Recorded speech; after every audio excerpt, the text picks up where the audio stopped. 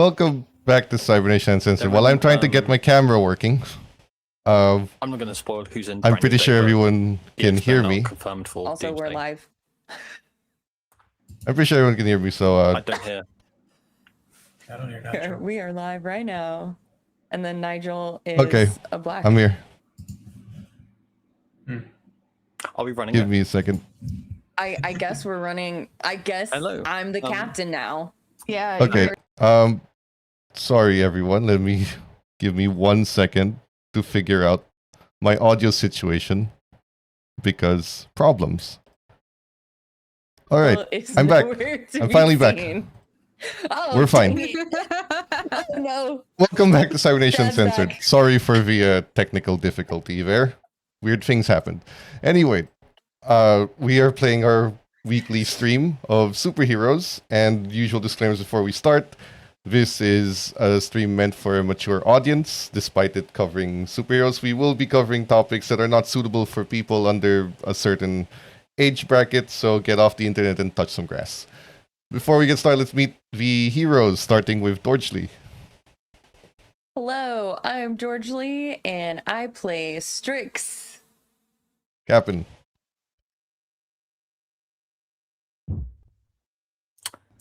I am Captain, and I play Cosmic Drive.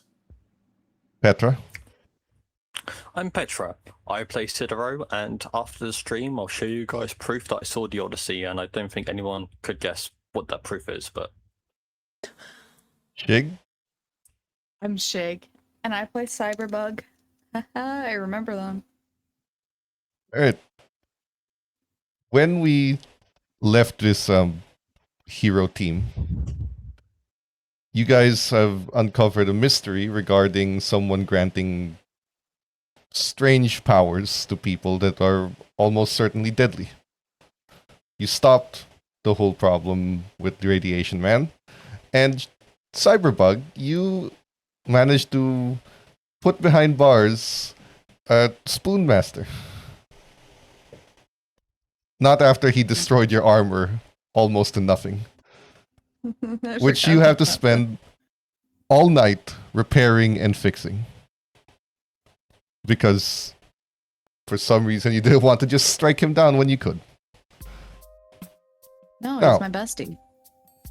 We move this along. While you were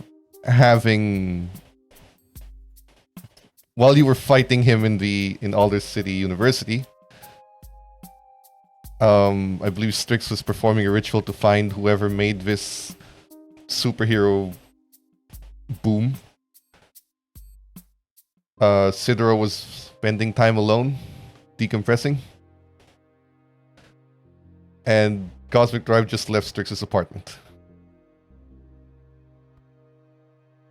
You guys can take your break, take a rest, and in the morning, the news hits. And I forgot to mention this at the beginning, but again, I will point out for anyone watching, if you manage to point out any pop culture reference that I make, I turn you into an NPC, which is where the news comes in. There's a report of a dangerous drug kingpin having just been captured. And the people who captured him are two semi-new heroes. They were about a few months... They debuted a few months before you guys did. Manta Ray and Wereshark. One of them just wears a suit that's very ocean-themed and has control over water. Think Aquaman, but a little more useful. The other one is a 12-foot-tall humanoid street shark in battle armor. The one who speaks, the human, looks to the camera after being interviewed about the kingpin that they just busted, and he goes, calling him a drug lord or a kingpin or whatever is a little generous. He's more like just another miserable junkie on the streets. That's how we put him behind bar, and then he gets shoved to the side by the large shark, which the camera pans up. I'm a shark. Yeah, what my friend's trying to say is that we're happy to help the people of Alder City, and we are your we are going to be here as your dynamic duo trying to shark. And then the camera just cuts off. You guys go over to the office after hearing the news and everything. There's some snippets about the There's some snippets about the group, about the strange superheroes or superpowered people showing up. There are several of them popping up all over the city, all being stopped by various heroes who are on various shifts. None of them have been stopped by Dan, despite the fact that most of them happened at night when you were off shift. He's always in the wrong place at the wrong time, never being around to stop the whole attack. When you guys come in, there's about 3 other people that were caught, documented, and captured. And if you'd like to still interrogate them, they're being treated at the moment, so you'll have to wait. But when you arrive, Styx, the giant shark man, just kind of goes up, or sees you rather. And he just looks at you. You smell different. I am different. I am What shark. do I smell like? I can see that. Not shark. I don't. Okay. But different than human. Shark. He nods. Okay. All right.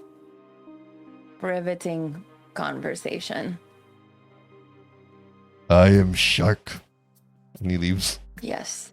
Yes, you are. And then he just eats someone's lunch while it's still wrapped in plastic. Honestly, we'd probably eat some interesting lunches together. Sure. I wonder if he's, If you want I to wonder eat if with he's him. interested in trash. Yes. The answer is yes. Cyberbug has a point of fatigue for staying up all night fixing the armor, to which when you guys are brought to the office of your handler, he looks at all of you and says, "Alright. We have had 3 incidents since you went off the clock yesterday of superpowered beings. They're all being treated.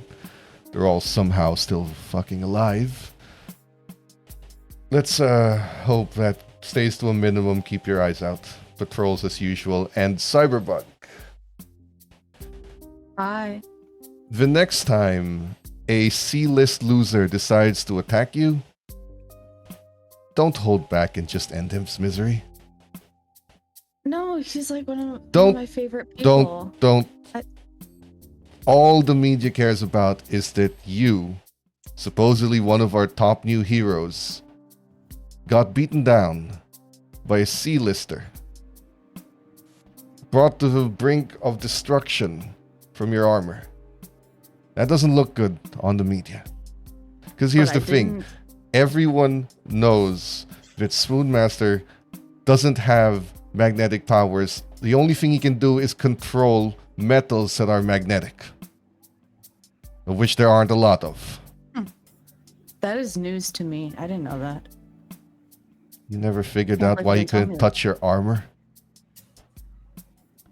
He's a C-lister at best. No. There was no sweat to dropping him from Lighthouse.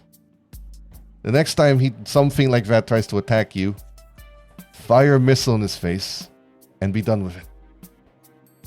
Well, I don't want to kill him. Like, you know. Then Re- beat him to re- submission.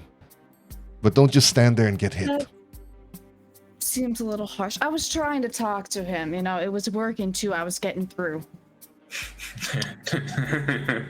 He plays the news video of him yelling at you and screaming at you and telling you, "You don't remember!"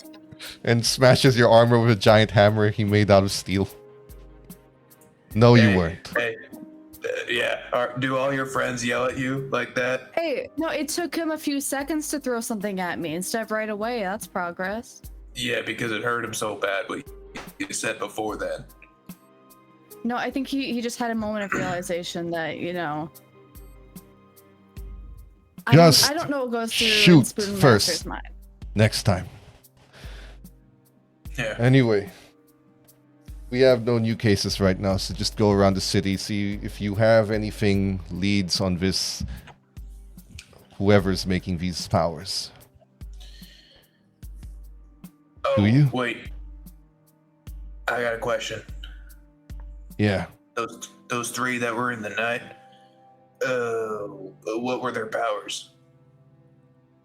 Right. He hands some dossiers to you to describe all three. The first one is a night janitor at a local gym. He suddenly gained the ability to turn his skin into solid bulletproof metal. And all the strength that comes with it. Problem is, he couldn't control it. He started breaking things, and then started asking for help. People panicked, things happened. He was the most compliant. We're still trying to strip him of that power. Unfortunately, according to the scientists in the lab, whatever the power was changed him on the molecular level. And removing his powers essentially means turning him into a scatter of atoms. Atomizing was the word. Second guy was a swim athlete, part of a high school swim team downtown. Well, he turned into he shows you a picture of a merman, but not like Ariel, but more like the merman from Cabin in the Woods. Like fish pan, top to bottom, no tail, claws, large fin-like ears, and humongous teeth. Not so compliant. Shot down, still alive, being stabilized. Similar conditions. His DNA has been altered completely. We're still unsure how to change that. Third guy, and you're going to notice a pattern here. Ex-Marine. Just came home from a tour a few months ago. This one was a bit tricky, and he shows you news clippings, and the camera pans over to the screen on the TV showing explosions, controlled micro explosions in various parts of the city, kind of like C4 charges. And then it zooms in and shows you the guy periodically just releasing explosive material, as if he's a living bomb. We contained him inside a large 6x6 cell made of 2 feet of titanium. I have no idea how to help him without blowing up whoever decides to come near him. That one is in the basement, and you can technically speak to him if you're willing to open up the titanium cage and subject yourself to, best we can tell, explosions every 30 minutes. But he's All- unscathed every time he blows up. Completely unharmed. Also, for every case, there's step up what we had to deal with the other day. This time, they didn't just get powers. Their DNA, their cells, every part of their body has been mutated. What that means is we can't do the same trick we did with Mr. Radiation. We can't separate their powers and not irreparably damage their bodies.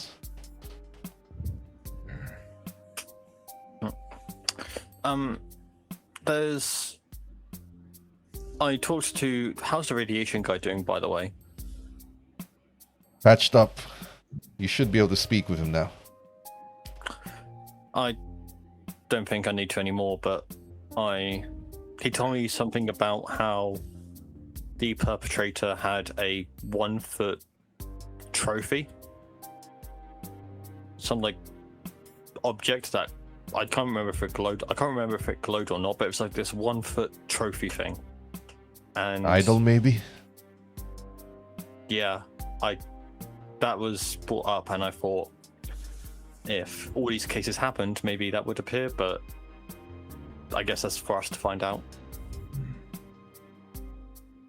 See if there's any other similar sightings to people we can speak with.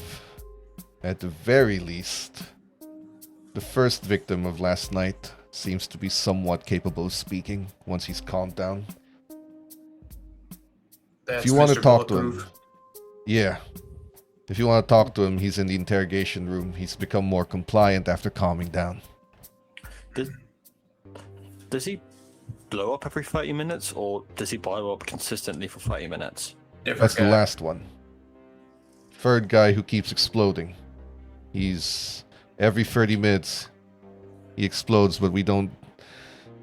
Well, we can't analyze him too much because it destroys our equipment. What we did see beforehand was his body builds up and then releases an explosive material. It's like according to the scientists in the lab, his sweat has been replaced with explosive material, and they secrete from his body regardless of heat. We tried putting him in an ice freezer. Didn't work.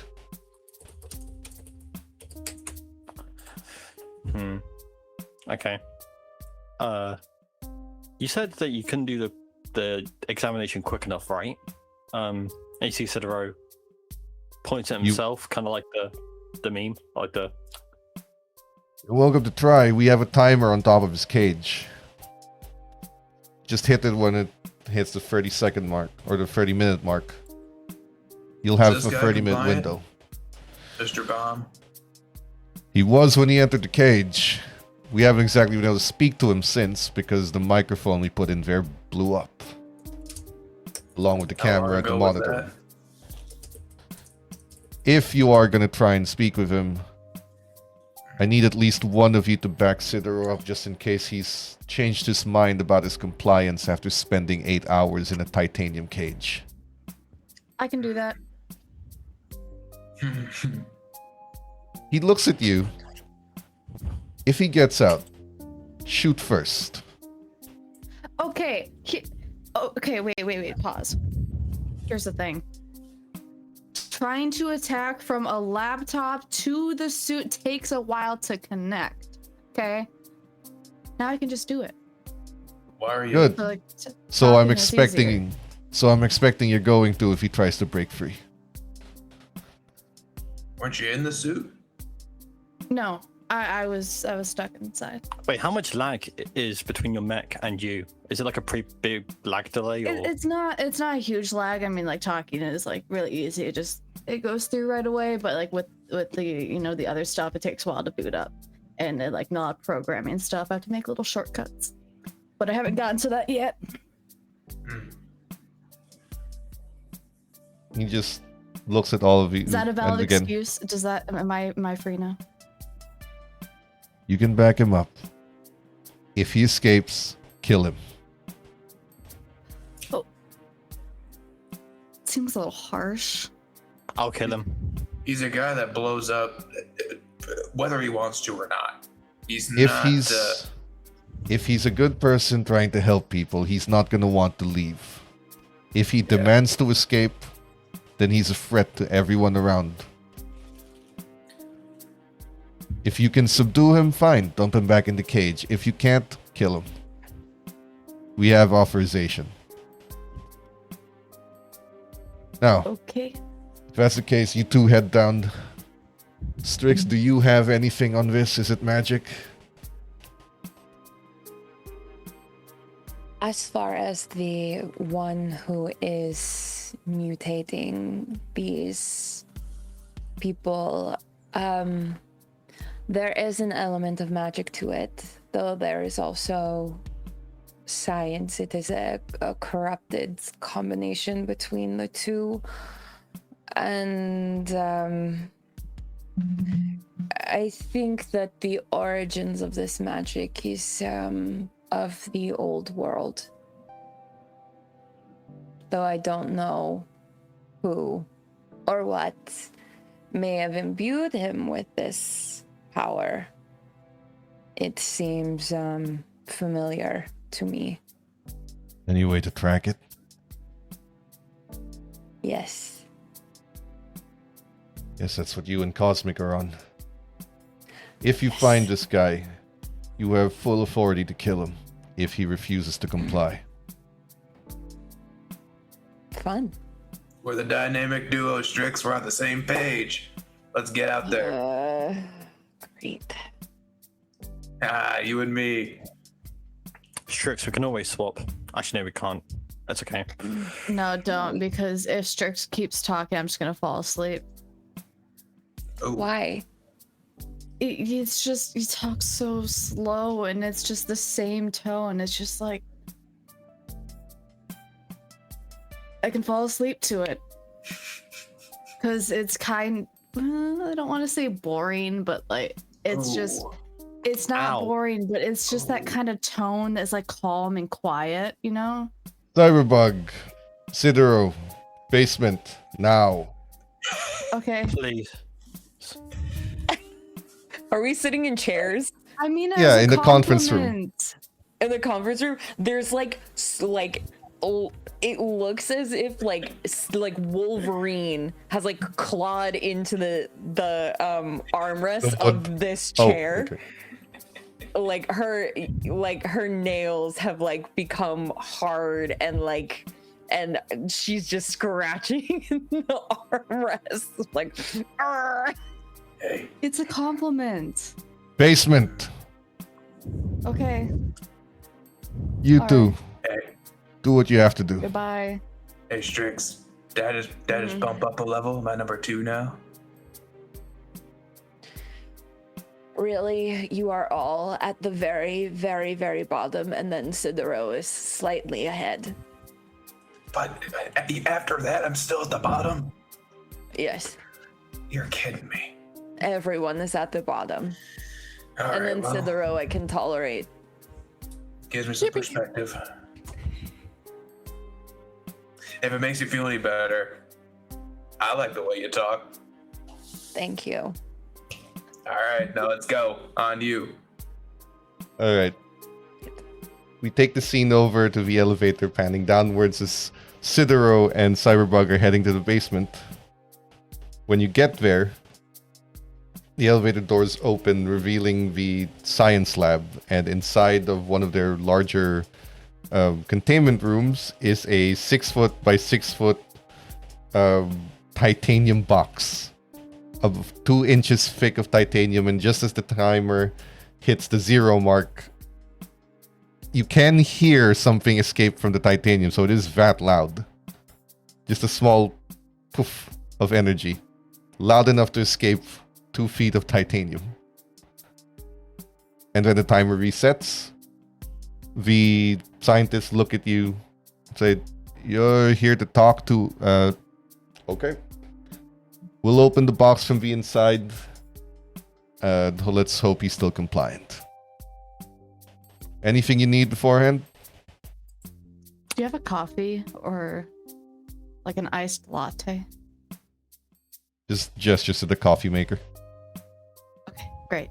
I'm gonna go get a coffee. Then he looks back at Sidero.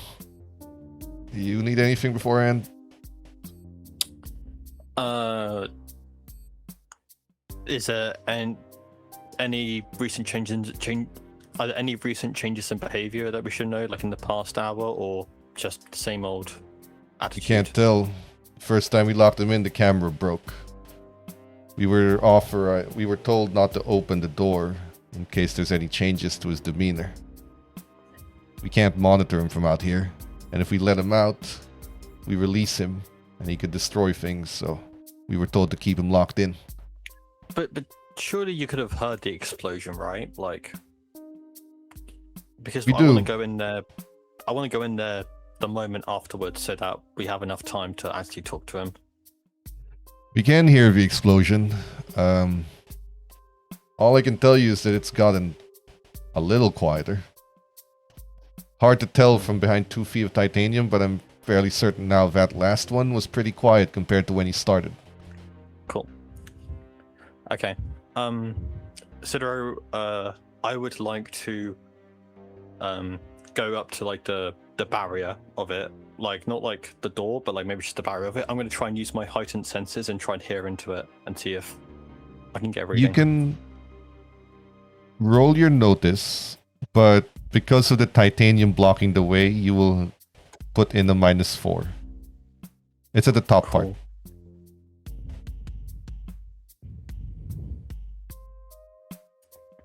Give me a sec.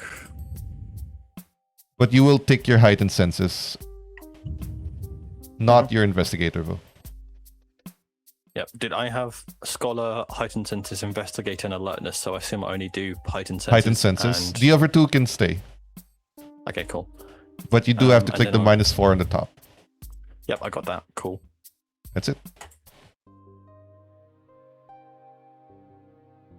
Still a 9.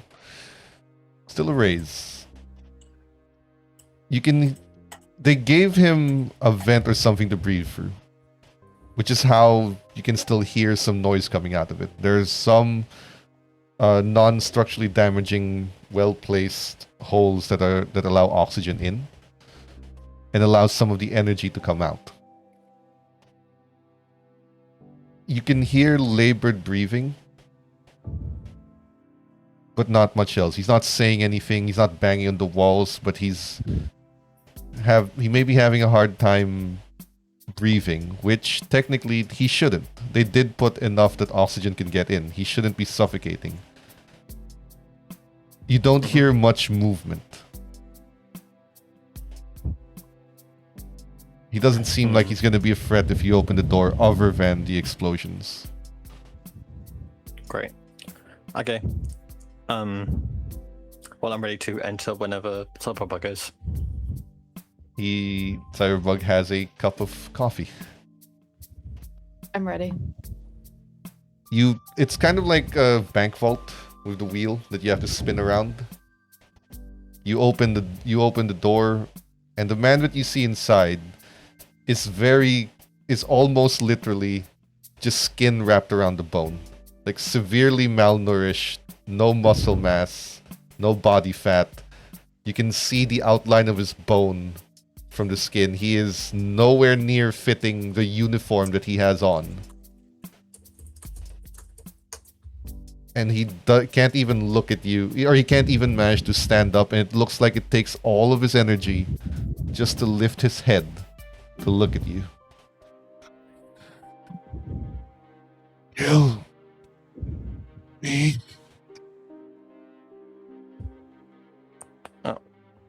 That is what we're here for. You still Just want to have investigate? For Sidero and Cyberbug, do you want to look at him and investigate him? Yes. I'll call this research for Sidero. And invest and notice for me, or Research for you, and add investigator. okay, cool. For Cyberbug, if you can roll your science once Sidero's gotten enough samples for you to research. So his roll is first. 6. Okay. The rolls aren't showing. Hold on. All right. When you look at this situation,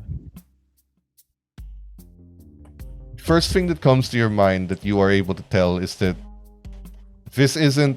his powers aren't entirely magic.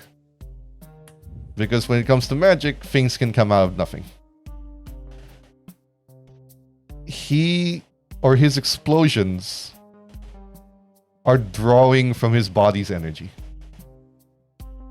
Which means every time that he explodes, calories are being expended. Sidero knows something about that, having to eat some 10,000 plus a day because of the running. Similar thing, but imagine if you haven't eaten for 8 hours and you just kept running at full speed every single time. That's the thing you're looking at right now. Do we just sit we were thinking about this, do you reckon it could be possible to create a gadget that can refill his calories on like a daily basis, just to make sure that he doesn't starve to death or You get absolutely could. The problem is that means he's going to keep exploding. if he's in the box? Also, a break the gadget. You can't put an Xbox in there, yeah. And it might break the thing that's feeding him with the explosion. The strange thing is his clothes haven't exploded with him. They're still very much intact, if not a little dirty.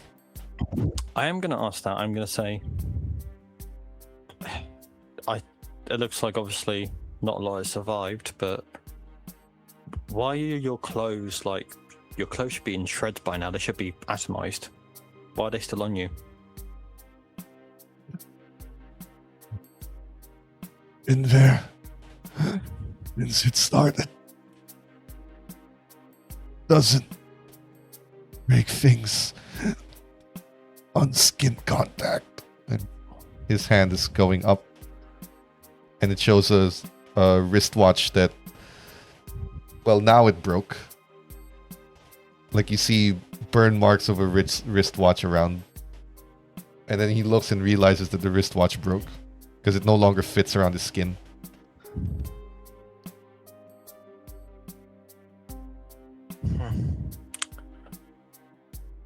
The scientist will confirm that he did have a wristwatch and several items around him that were wrapped around his skin, like bracelets and necklaces. The necklace is still there.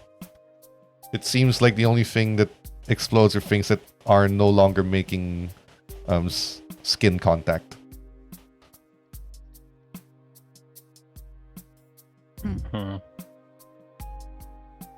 Look, I can't imagine what pain you're in right now.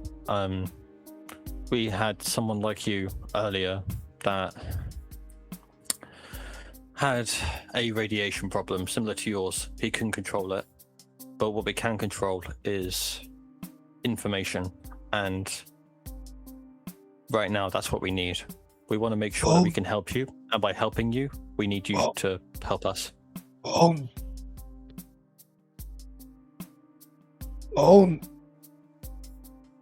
Facebook.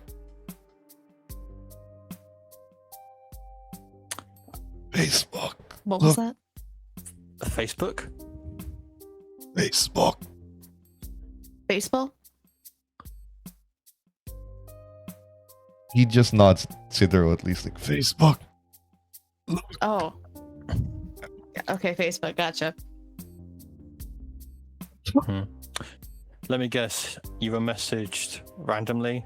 They told you that they would change your life for the better. And this person in a probably trench-coat hat, faceless, came up to you. He shakes his head. No. Post. Jack. Post. Ah. Cyberpunk, you want to pull up? You may want to pull up his Facebook. What's his name? It was on the file. On the file. Don't worry, I got it. I'll look it up. All right. He's a colonel, or at least was a colonel. When you look up his Facebook, he has been posting about veterans and the lack of respect from the government regarding their pensions, what they're owed, their sacrifice, the idea that the veterans are being just tossed to the side, and if they didn't manage to pick up any new life skills because for the reasons of going to war and having problems, not all of them can go get a college degree. Not all of them can go do something else. Some of them never leave the war. At least that's what his posts say. But rather than just be complaining, his latest post says that he volunteers at a, think like a veteran shelter. A place that tries to help out the veterans who are more out of luck. He's not one of them. He's not one of the ones that couldn't find a place in the world after everything. But he sympathizes, and he works at the shelter And that was the latest thing that he posted. The rant and then the shelter. Okay, figure it looks like he was a colonel, and you see here like shelter. Yeah. Was it? Did someone approach you when you were working at the shelter? He very weakly nods, Someone you've seen before? shakes his head. Are there cameras there? Shakes his head. What place? Place doesn't have cameras. What do you look like? Suit. Black hair. Short. Slick back. Rich. He proceeds to list out a license plate.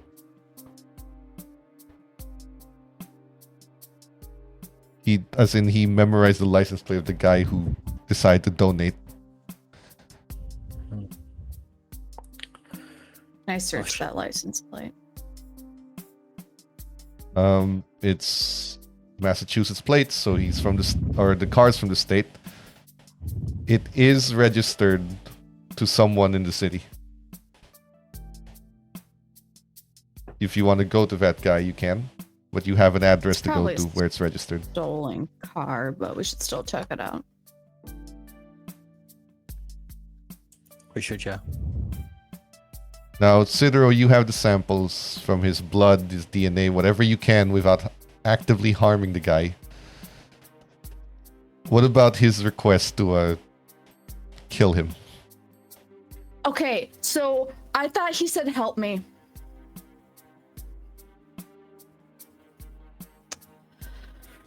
That's what you're Help doing. me.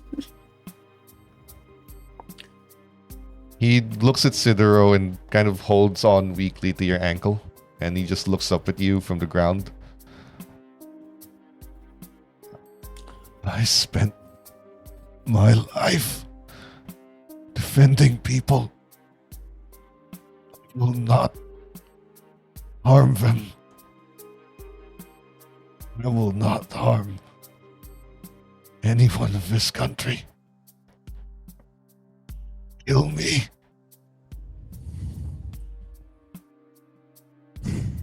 Sidero is just silent. He just holding back, holding his tongue, and Do you he want to grant his request, or do you want to hope that the samples you got will matter to the lab and let him stay like this for a little bit longer?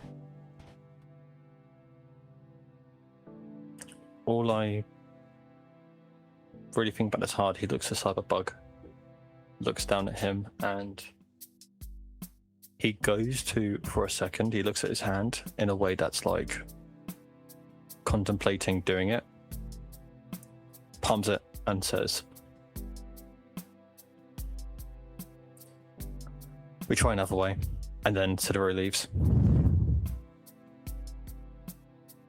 He sits in the corner, hopeless now. Okay. How about this? We'll do some samples and try to find something, and if we can't, I will honor your request. If you just hold He's it just- in a little bit longer. He's sitting in the corner now, and he's not listening anymore. Like, he just gave up. However, because the scientists now know that he's compliant, they can open this cage every time he explodes and start feeding him. Probably through IV nutrients, because he might suffer from refeeding syndrome if they start giving him calories. But because he's not aggressive anymore, nor can he be, they are outfitting him with IV nutrients. They're fitting him with dehydration bags, saline, just to make sure that he'll live long enough. Cyberbug, you can run the samples if you want while Sidro runs to the address, if that's how you want to split it up, or does Sidro want to be involved in the process of finding whatever you can find? I think for the sake of obviously time is of the essence, I think Cedro will definitely trust Cyberbug in this. And you see Cyberbug, he's trying to get the coffee machine to work, and he then just looks at like the caffeine capsules, and he's like grabs like 10, and he turns around and says, I'm gonna go to the crime scene or investigate out there. You good here? Yeah. I got this. You do Cool. you, man.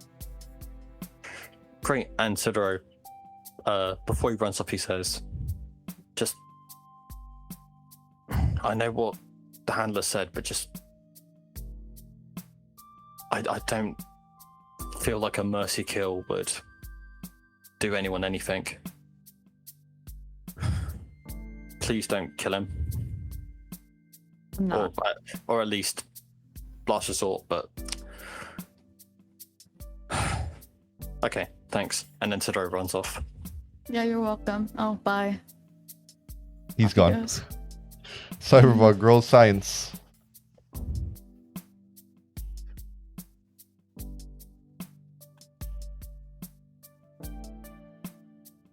What is it? It is 5? Oh, All right, what you're fatigued. is this? You're fatigued. Benny? Says I don't have enough bennies. Oh, sorry, I never refreshed Benny's. Hold on. Okay, now roll Benny. There we go. That's better. Oh, That's so much better. All right. Whatever is happening to him on the chemical level, that's science. It's basically some highly advanced chemistry. How he's producing those chemicals that the body doesn't normally produce, that's the magic half of it. You can fashion something to help him feed, to continue injecting calories into him, basically like a patch on his arm subdermally, so it's in his body, so it shouldn't be damaged. And then you can give him like nutrient injections from the outside into the patch that'll feed it to his body. It's something to keep him alive and fed to meet his calorie requirements, at least until he can eat 1,000 tacos or something. The main issue is the handler's information. Your handler's information is correct.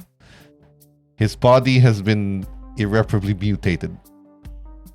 There's no way scientifically that you can undo that anymore. So what you need is either weird science which you're not proficient in, or Strix's cooperation with you to aid in this endeavor. It's one of the two. It's up to you which one you're gonna get, but this takes a little bit of time for you to analyze and go through. So while you're researching this, and before we get to Sidero, Strix and Cosmic, you are following a trail that Strix has laid out from yesterday. Do you teleport, or is Strix just actively following it?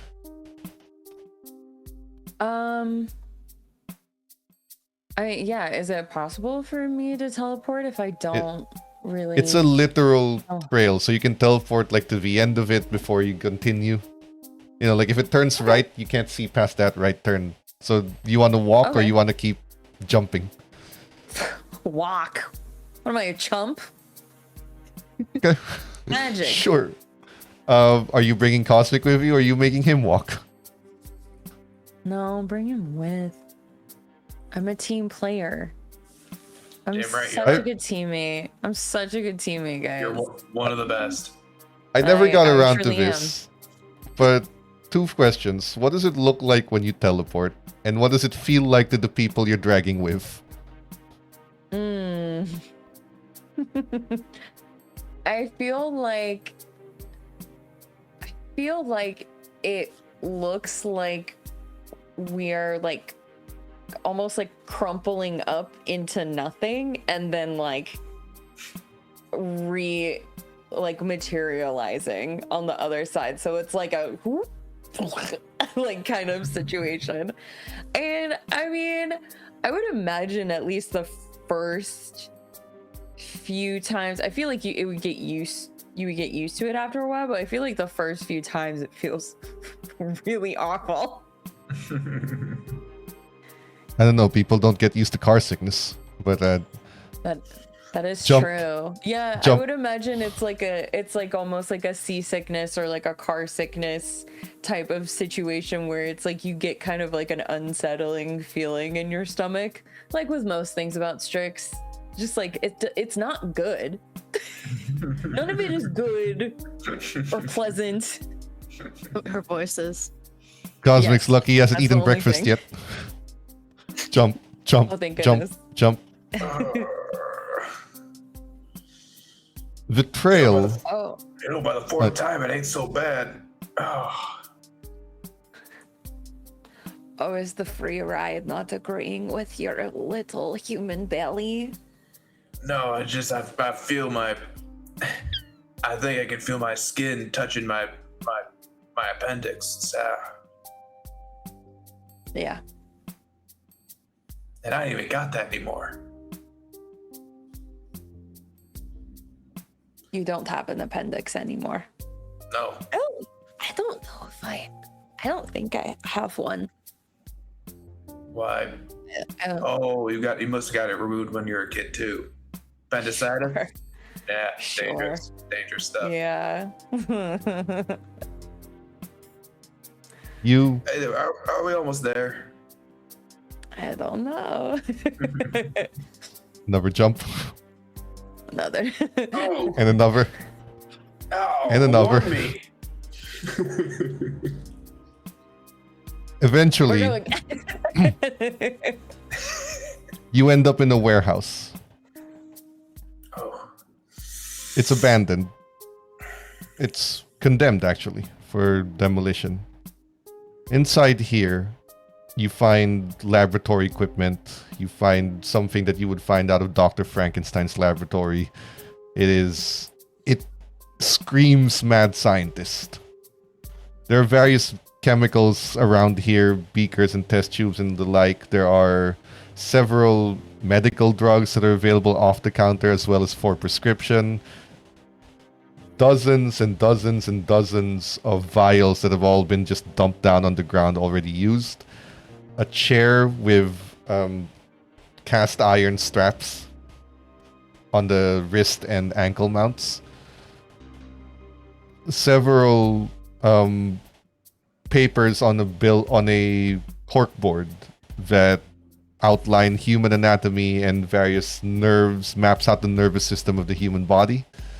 And then next to that are several outlines of various creatures, various monsters, things like a Wendigo, or werewolves, or Sasquatches.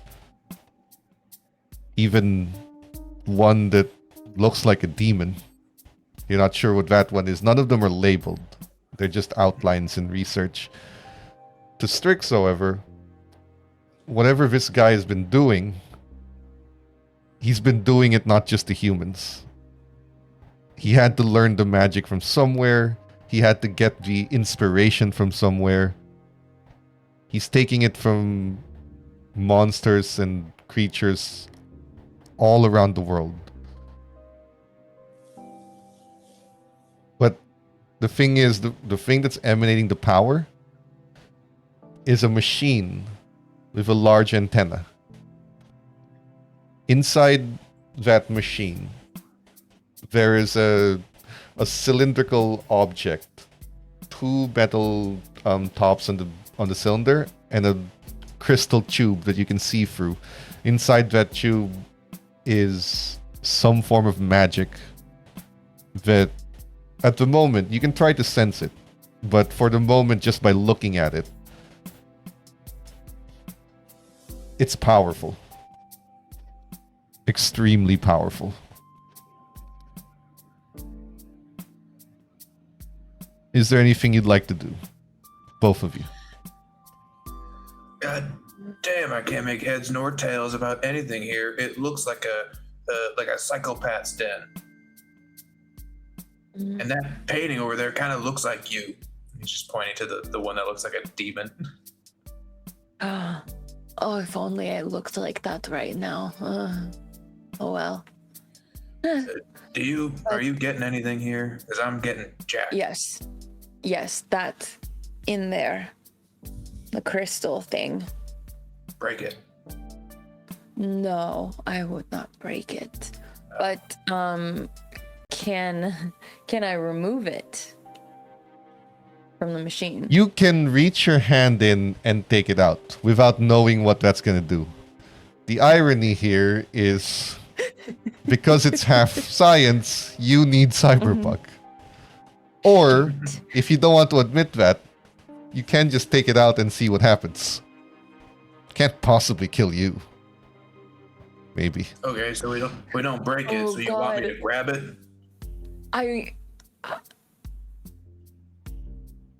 Yes. Like, I need to look at my hindrances.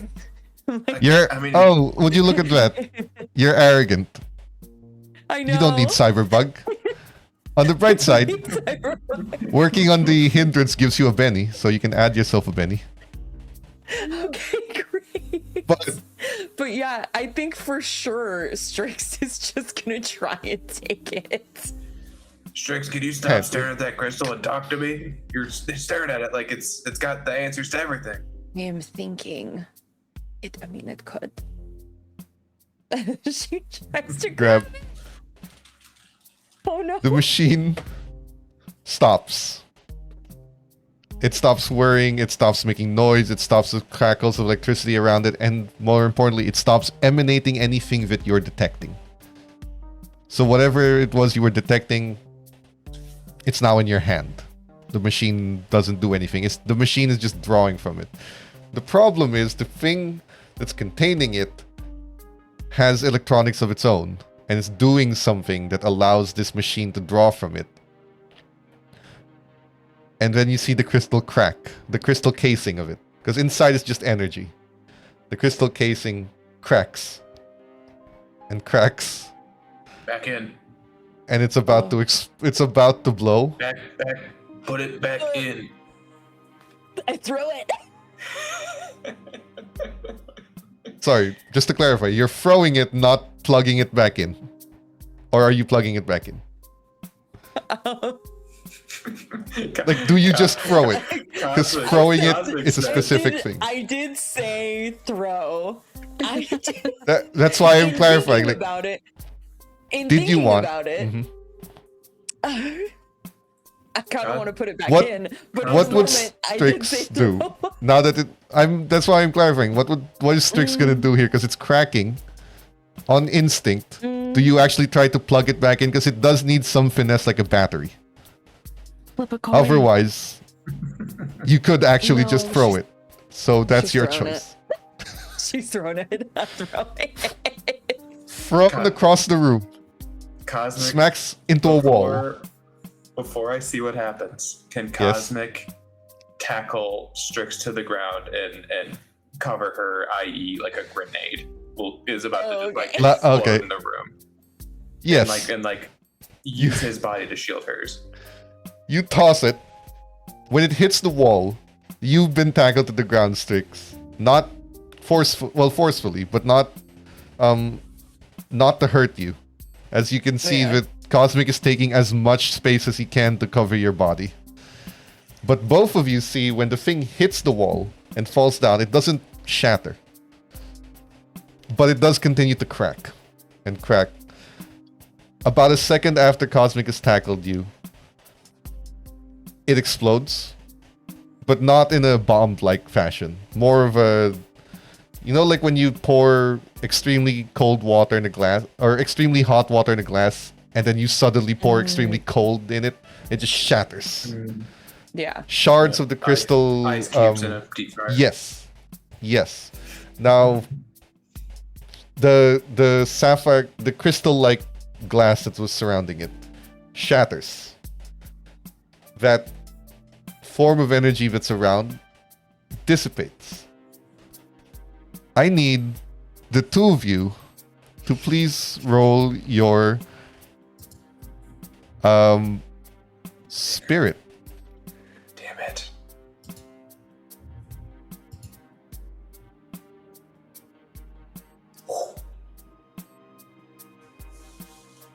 Tricks.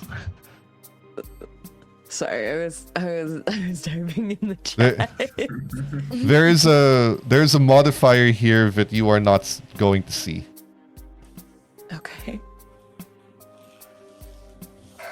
So with your rolls, knowing there's a hidden modifier I'm applying to that roll, and a certain level of success I need, which I'm not telling you either, would you like to Benny or accept what you've rolled?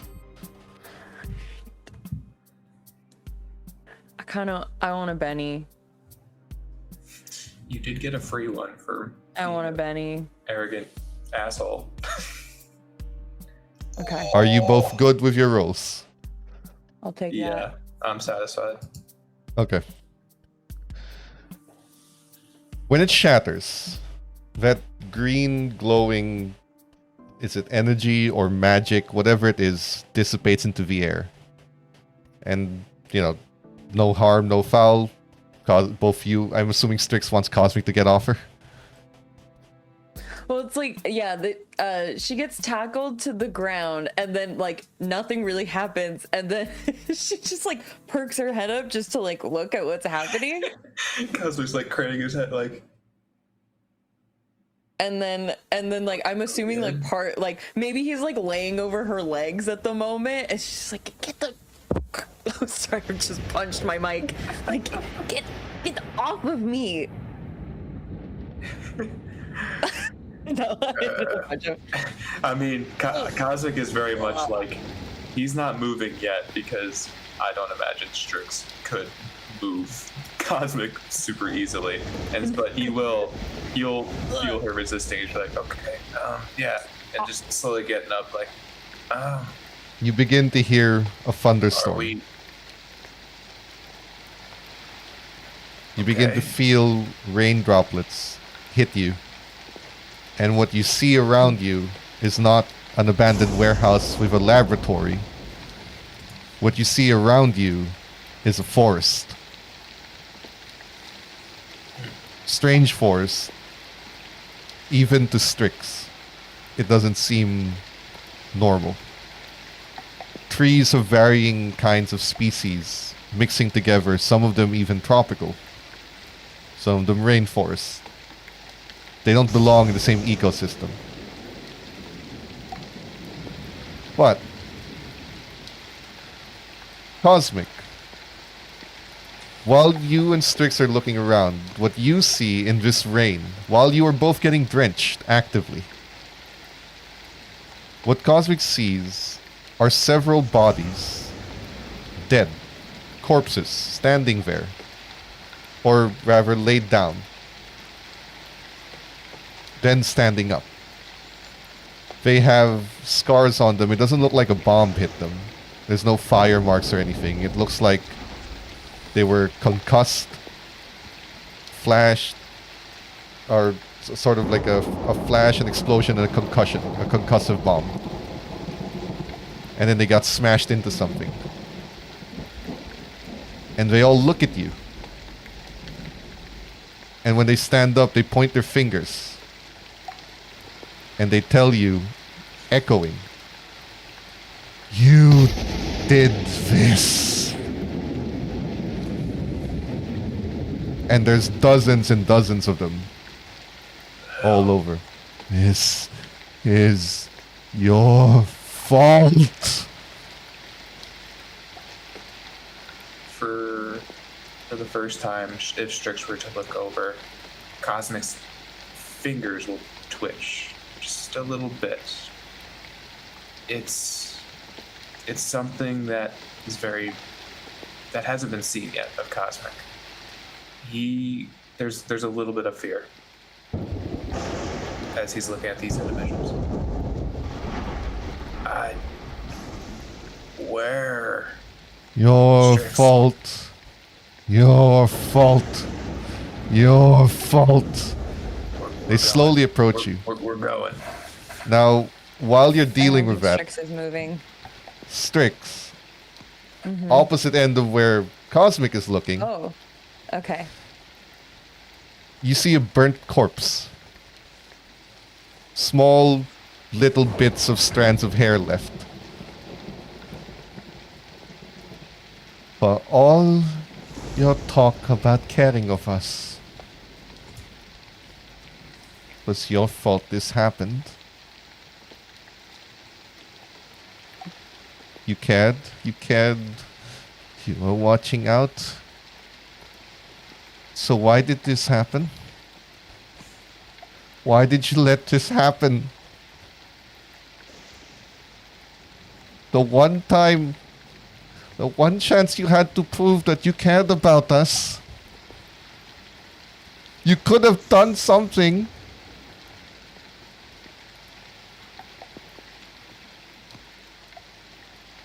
And it's just looking at you. And you see familiarity. And you know who it is. But the ironic thing is, because of how damaged the body is, you don't know which one.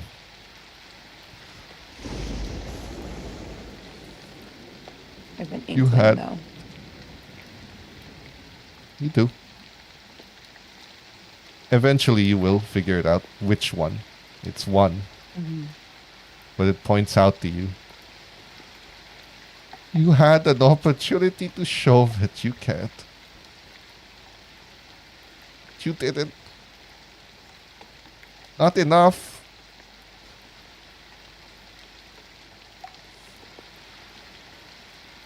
And you see the corpse catch fire. And you see various people around yelling out, witch, demon, devil worshipper. And you're just a face in the crowd.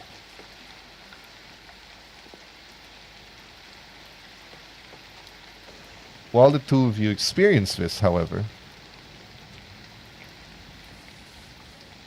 at some point, your senses kick back in. The rain stops. The forest goes away. You are back in the warehouse. But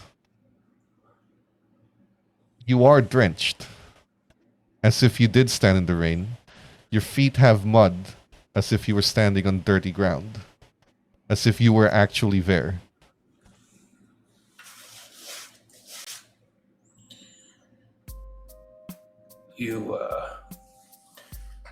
You saw that too, then? You saw only your own. Oh, Yes. I saw something. yeah. You stink of rain. We both do. Yeah. And dirt. And regret. Hell, what? Do you have any idea what that was?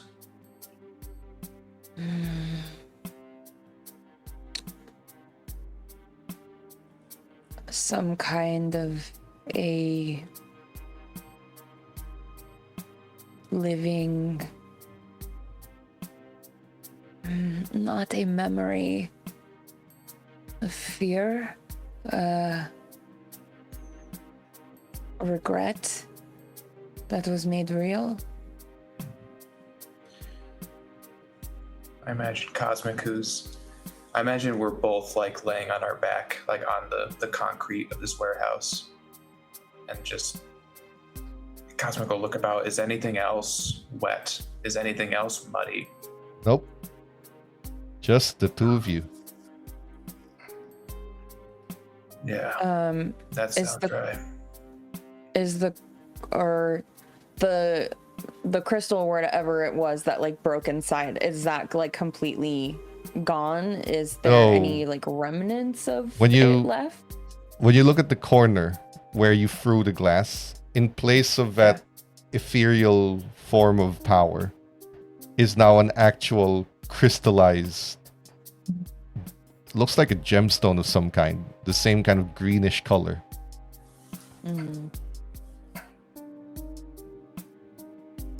You want to grab all it? of the magic is All of it's in there. I was like, Solidified. oh, okay, all of it's. Oh, okay, gotcha. Yeah, I'll grab it. We're touching everything today. Oh, man.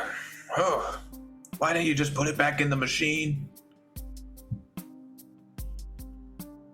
And it was a split-second decision. Oh, I don't know if it was the right one. And also, I don't know how easy it was to put it back in the machine, but I do know that if I throw it, it will be far You away. took it out, didn't you? It's the opposite. Like how when you open a door, the way to close it is you just do the opposite movement. This is not quite as simple as a door. Well, it's pretty damn simple to me. Oh, Jesus. All right. Oh. Okay. And then he's gonna like shake himself a little bit. Like, all right, we're back. We're here. All right, we got what we need. Anything else we want to look at? This is where this guy sleeps. This guy, I don't know. He has like a notebook. Tells about everything he does.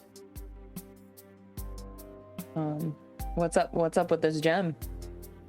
Could you roll your occult, please? Meanwhile, Oh, if Cosmic wants to look for notes, you can. I would Yeah, love to Cosmic roll will. occult. I'm guessing it's a notice. Yes, for the general area.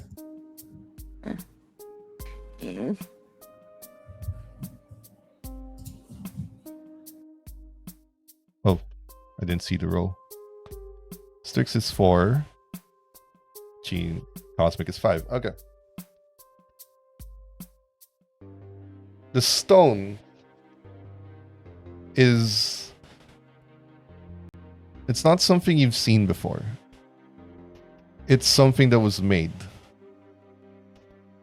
Whatever technology was being used, what it did was gather negative emotions, the kinds of things you feed on. But it collected them. This machine, that thing, it collected that into this casing.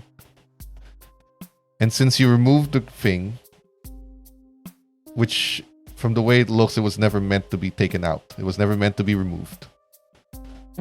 This effect seems to be a side effect of what you've done. So what you're holding is a concentrated form of human regret and pain and suffering and guilt. You're actually full just looking at it. Yeah, I imagine she's got that big grin on her face right now and just holding it like. But also, and thinking about it, if this magic is from the old world, if this is concentrated misery, did whoever give this person their magic like me? Yeah. As far as you know, your kind is the only one from the old world that relies on Yeah. this particular kind of magic. Yeah. Oh. Which brings us to Cosmic.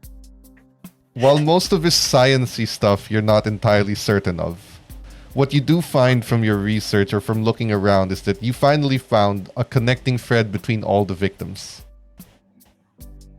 Regret. Psychological profiles of all of them regretting something. For the man filled with radiation, he shortcutted a safety procedure in the power plant that led to one of his companions being irradiated and dying eventually.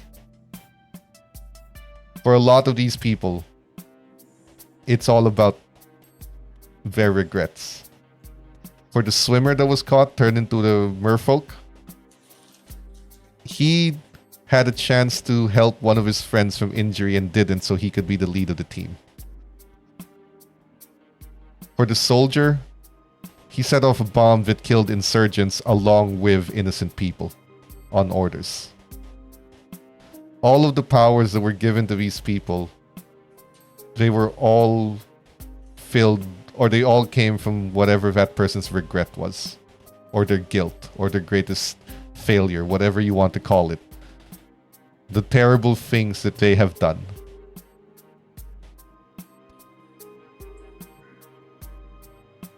But now you have whatever he used to do it.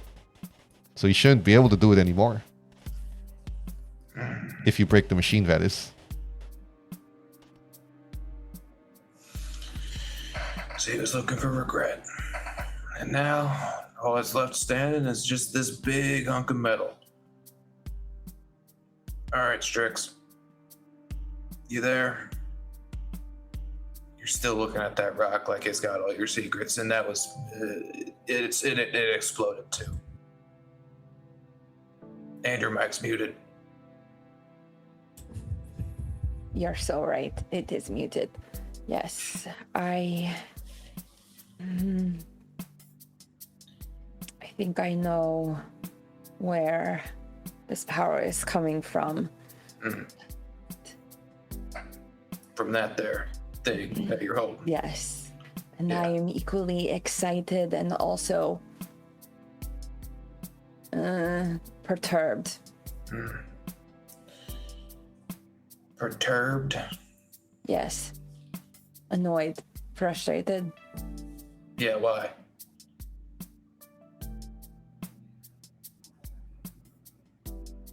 There might be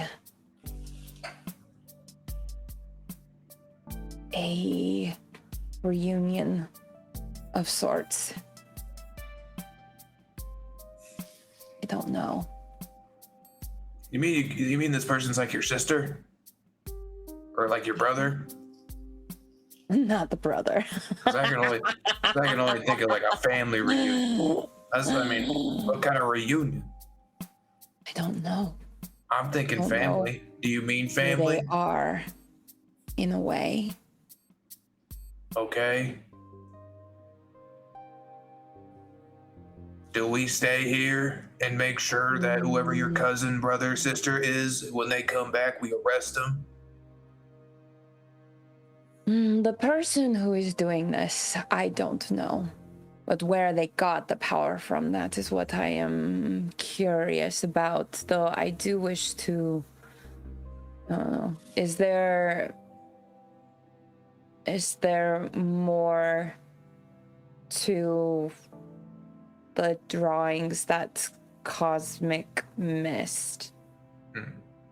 Or is there anything that it's like me looking at it having more of an idea of what it is or the type of magic that we're dealing with? Only one thing. They follow your philosophy. Human suffering is one of the greatest sources of power. Because it's so abundant. Because they cause it themselves. Because it's so easy to find. There are other sources that are far more powerful by the measurement. But nothing beats the abundance of suffering. It's just everywhere. It's so easy to find that you can make up for quality with quantity. It follows a very proper philosophy. While you're looking at these things, Cosmic, could you please roll your notice? Sure. Are we not alone? You're not anymore.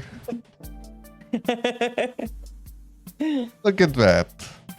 Great. I'm so lucky. So now you get to resist this. Please roll your focus. Focus. I could have sworn I had it. I had it. It's right here. Oh! I'm gonna Benny it. even wait Come to on, see what you I can rolled. tank it. All right, we got a success. You didn't even see what I rolled yet. It's an opposing roll, I think. Oh, either way. Yeah, it was still the right decision. Either way, I'm sure I needed to do it. Wow. Which means that rolls again, Didn't matter. because that will explode. Oh no. Uh-huh. Strix, Uh-oh. you're reading these notes. Yeah. You don't see, and more crucially, this doesn't leave a sound. You don't hear anything.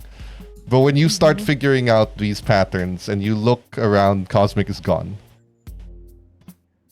Cosmic, on the other hand, I imagine you have like your hands crossed or your arms crossed. You're waiting for Strix to come up with something.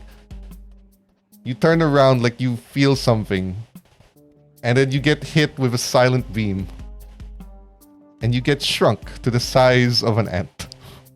It's little tiny Cosmic. And Strix is looking for you, and is Strix in heels? Would Strix be wearing heels or boots? No, she just wears boots.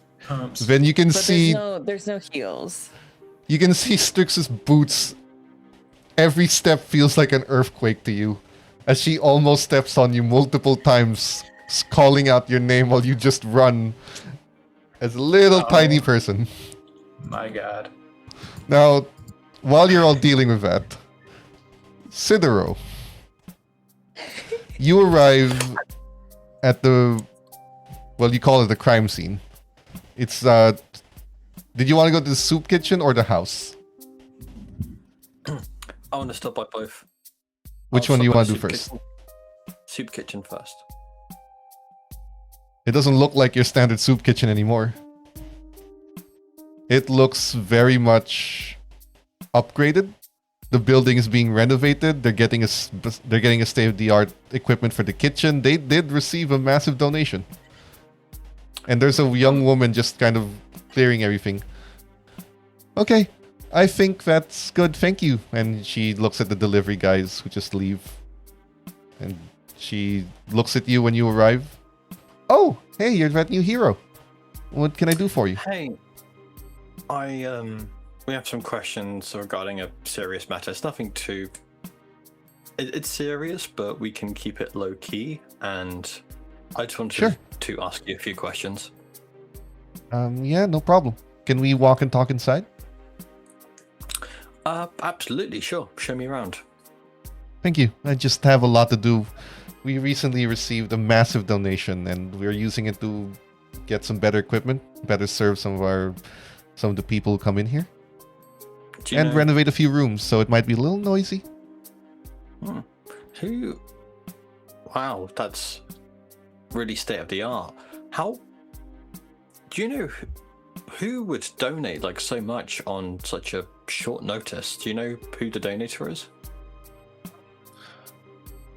Colonel Stewart, one of the veterans who volunteers here, someone approached him about 2 days ago, I think. He was offering a massive donation, but didn't really introduce himself. Did he have a hat on with a suit, slick back hair? He did when he took off the hat, yeah. Said that he was going to write a donation here.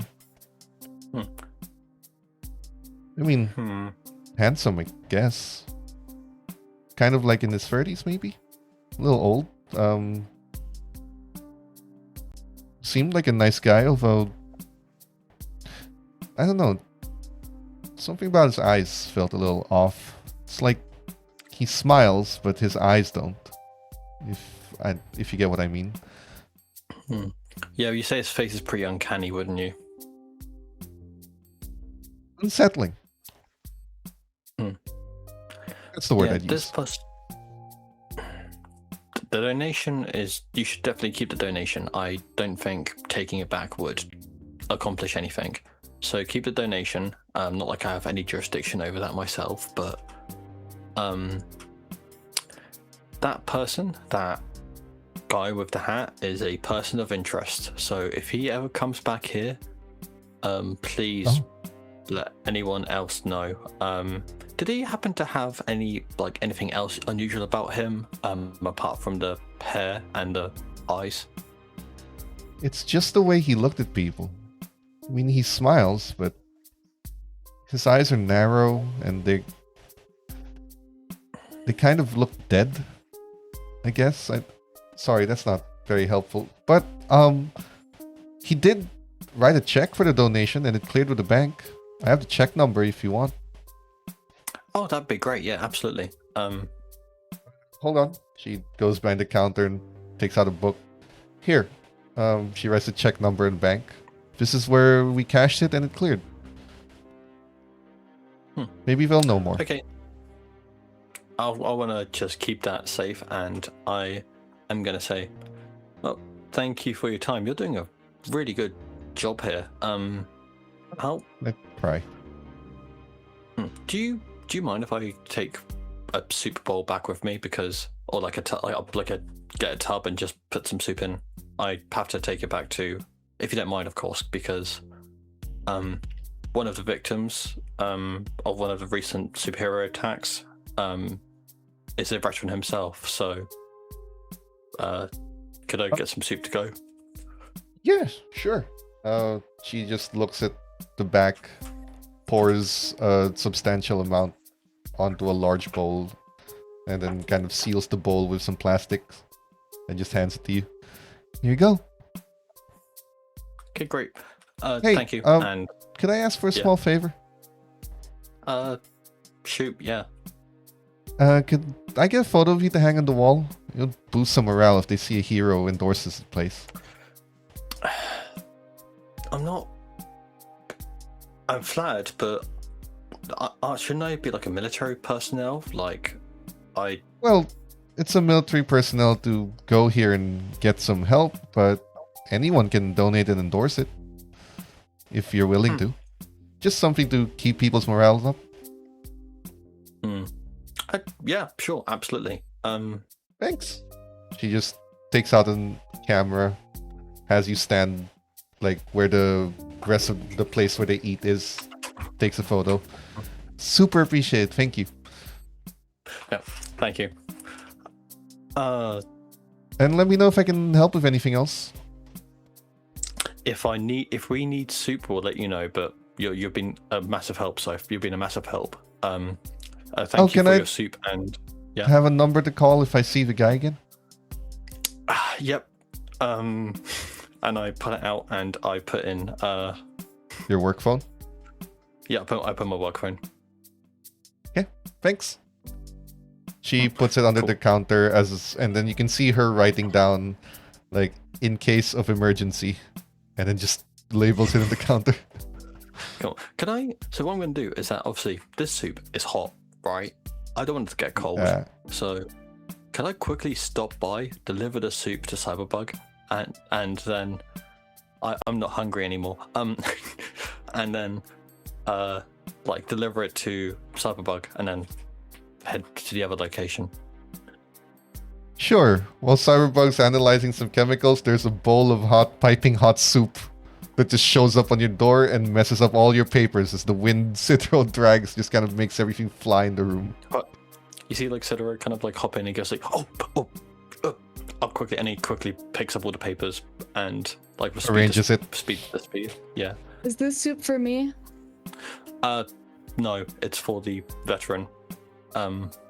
It's from the soup kitchen. So, unless you consider yourself your veteran, I don't recommend drinking it. Eating it? Yeah, no. I was just curious, because I am a little hungry, but it's okay. I'm assuming Sidro leaves. Or do you actually bother to get Cyberbug some food? Sidro actually dashes out, goes back in, and it's like, what do you want? Food. Wait, are you serious? Oh my god. Okay. There's this. Oh, what was the place called? Make it quick. It's on the corner of. Oh, what is that street? Make it quick. Surprise me. I don't like. Okay. You come back with a club sandwich or something? I come back with. Do you guys? I don't know if it's in America or like anywhere else. You guys have meal deals where you get like a sandwich, a snack, and a drink. For like That's a deal. at like every fast food place to ever exist. It's not fast food. It's a shop. Or like a no. grocery store. Sometimes they have. They sometimes they have a deal, yeah. But meal know, deals are very common. No, I say fuck it. I get her. I get like a here. I get a pastrami sandwich. Go back, bam, and leave. You just Oh, you run, you make it yourself, you ring it up on the counter, you leave the money, you put a note and say thanks, Sidero, and then you go back and you drop a sandwich off and then you leave again. At least Cyberpunk has some food. I'm still talking about what I don't like by the time he gets back to. I'm like, oh, I don't like pastrami. Thank you. Who doesn't like pastrami? Okay. You left. I'll eat it. Thank you. Now, Yeah. in the in the house that owns the car, there's just a guy there watering the garden.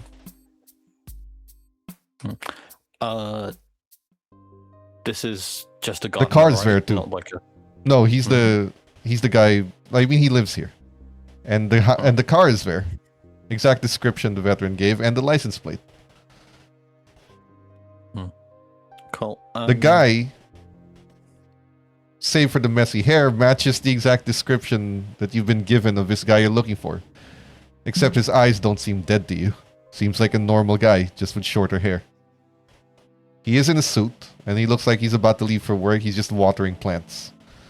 By the time you arrive, he's rolling up the hose, and he's leaving. What do you tell him? Or what do you say? Oh, I didn't think I was actually gonna walk up to him. I was gonna. You don't? Then that's what you're observing. What I'm gonna do is I'm going to like before I talk to him, I'm going to take a picture of the car itself, and sort of maybe try to get a picture of his face if it's obscurable enough. Yeah, and then I put it back in and then I go up to approach him. He's opening his car. He looks. Oh, I don't see heroes very often, at least not in the news. Can I help you? Hey, yeah. Sorry, this is a bit of a bug for me. I'm on some typical hero duties. I have to look out for other people. Sure. Your license plate. What? Sorry. Sure, I get that. What can I do? Your license plate was flagged for some things. It's not too big of a deal, but do you roughly know where you took your car recently? Working back. I get really busy, so I don't have much time to myself. When do you work? Or where do you work at? Investment banker. Bank. I'm gonna assume that's out of character. That's the same bank, right? That's the. Yeah. Same bank with the same checks. I obviously don't say this out loud, but and then I'm just gonna simply ask him. You don't get much. Do you make much then? Because as a banker, I'd imagine you could probably afford the car, the house. Does it pay much? Well, it's commission basis. You know, you make money for the bank, you make money for yourself. But in general, yeah, I make a comfortable amount. But keeps me up most nights, a little busy. Sure. Well, I want to just like investigate it. Like, I want to like, as I'm sort of talking to him, I want to like kind of like look at the car a little bit, almost like I'm like sort of checking it out, and I want to like try like investigate, see if there's any sort of like scratch marks or like anything that could really be suspicious about this car, apart from the license plate. See it much quicker than he can react to you watching. There's nothing. It's a luxury car, but there's nothing wrong with it, and there's nothing wrong with him, other than the fact that he looks exactly as described. except that he doesn't look dead inside. He doesn't speak in a monotone voice like the girl would have suggested. But he looks exactly like the guy you're looking for. Okay. Yeah. Have you noticed? Because the license plate came up flagged. It was quite. We're not really too sure why either. But do you know any reason why? Could you have gone somewhere unusual recently? Have you done anything out of the ordinary? Stuff like that. Work, eat lunch out, go home. I don't really do a bunch of anything else. I'm sorry. I mean, if you need the car, I guess. But I. Oh, no. Don't worry about it. I'll go check. I'll quickly go check back with the team, and we'll get this sorted out. But what's your name? Sorry. Oh, it's Eric. Eric. Well, no, you can say we've officially made Elijah Cicero. That's well, that's something not many people can say. Thank you. But if you need anything from me, here, he just has his business card. That's my personal number, I guess. If I can help with anything else, I just don't really know what else to say. Well, you don't need to say anything else. You've said enough. But yeah, I'll talk to you when I need you. And Cicero's gonna dash off. Now, Cyberbug, when you finally realize that you're gonna need Strix, do you call? Yeah. Or would you like to do it yourself? No, I'll call Strix. Strix, you are in the middle of looking for wherever the hell Cosmic went when you receive a phone call.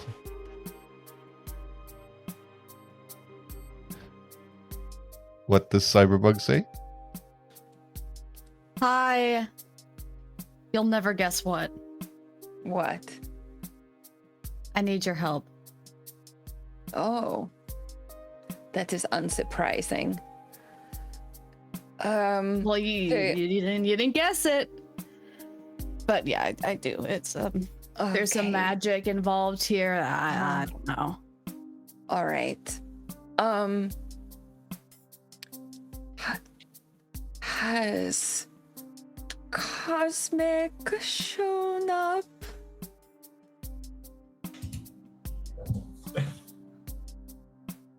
I haven't heard any loud voices around. I don't think so. Okay. Why? Did you lose him?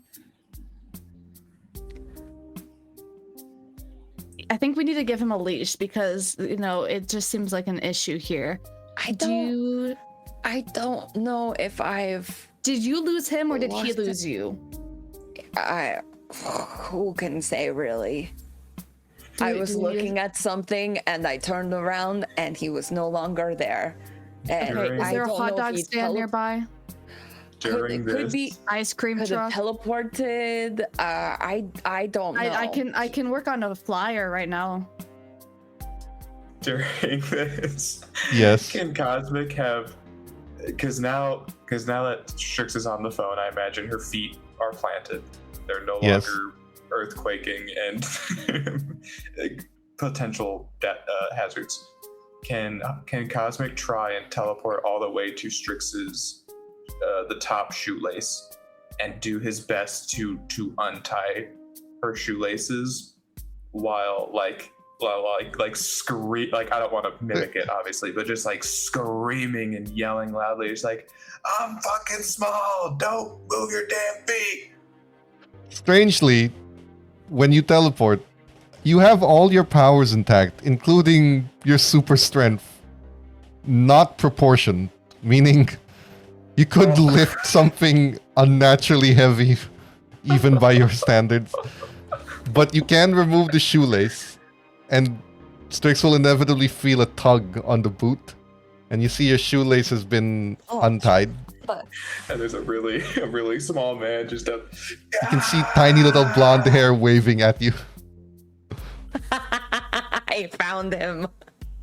Or was he at the he's- ice cream truck? He's so small, though. He's on my shoelace. He's so tiny. He's like an ant. Oh, I Is think he? Wait. I like him the most right now because he is screaming and I cannot hear anything he is saying. So okay, pause. And He's in shrunk?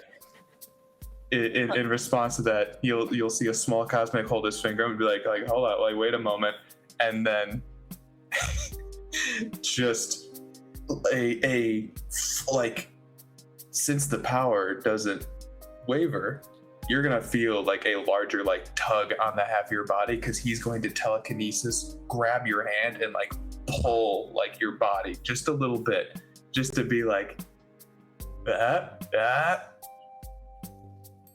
You get pulled downward a bit, I stomp my feet. and the cosmic flood flies across the room, and you lose him again. What do you respond to Wait, tell me Cyberpunk? what's going on here. He got shrunk and we're he is trying to mess with me, so I messed with him. Okay, fair Just enough. trying to teleport in the air to soften the blow. Maybe I'm Okay, small enough so- it won't hurt. The only thing, okay, hold on. Let me think on the situation. I feel like the only thing I can do for Comic right now is get him a tiny model train and let him drive it. I think that is the most logical thing to do. Can I? feel like that's we could get him a hot dog, full size hot dog. Am I able to pull the phone from Strix with telekinesis down to my level and yell into the receiver? You can pull the phone, but you don't have nearly enough vocal power to make an audible sound. God damn it! God damn it!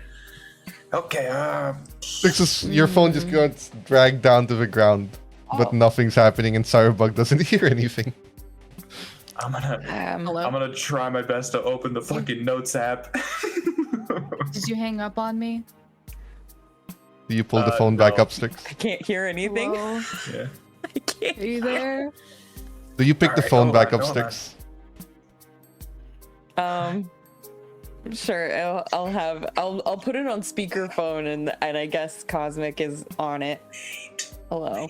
I did not hang up. Oh, that's so nice. Yes, I'm so Right. nice. We are being attacked, and I can't believe they're just having a conversation right in front of me. Okay. Okay. Who's gonna get the hot dog in the train? I think that has to be you. Desperate. I might. It's very funny, but also, we might need Cosmic. I may have a way The phone to bring him breaks. back. Oh. The screen cracks and it just breaks and stops working. The call ends while Cosmic's And hopping this is on it, why. trying to type the notepad. And you hear Strix from the back. Hello. A young woman's voice Hello. who looks at you, who emanates Hello. unnatural power. Who emanates power you're familiar with. Once upon a time, you had that power. Hello. I've gotten rid of the straggler. It's temporary. Oh, Gesturing my to- little friend. I thought that we could talk. I would love that. She waves her hands, and two chairs from the room just drag together to sit in front of each other. And she sits on one of them and gestures for the other. I sit down. I have a bit of a problem, Mm. and I think you might be in a position to help. Well, helping people is what I do, or what we do, right? True. But it feels like something has happened to you. Has the world gotten to you too? Yes.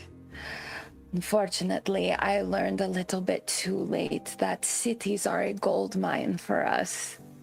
Got myself into a deal that is less than ideal, though I'm working on it. You look very healthy. I learned a long time ago that the best deals are made by the most naive. Children rarely outsmart you, but they always want something. But that Of course. we can talk about another day. The Yes. problem I need fixing. She gestures to the machine and the stone you're carrying. Something of mine has been stolen, and I would like for it to be returned. Oh, are you talking about this? And I hold up No, the stone. no, that's just a result of it. I had something more valuable. An ancient Oh. grimoire. Did your what is this the person who habitates here, your apprentice, your student? My vengeful sister. I will explain in see. detail. But will you help? Might be useful one day for me to owe you a favor. Wouldn't you agree? I would definitely agree. Also, the opportunity to see another one of my kin. It has been quite some time. Oh, same for me. Regardless of my power, the door is still sealed. For both of us. But I'm trying to find a way to fix that. It's not like I don't have an eternity. But True. the problem at hand. And she opens her palms to show an illusory kind of image of someone that looks kind of like her human form. Little younger. And she's going to explain to you the issues, but for now, we're going to take a break. We'll be back in roughly 10 minutes. Don't go anywhere. And, if anyone wants to put anything in the chat, I will be monitoring it. But we will see you in a bit.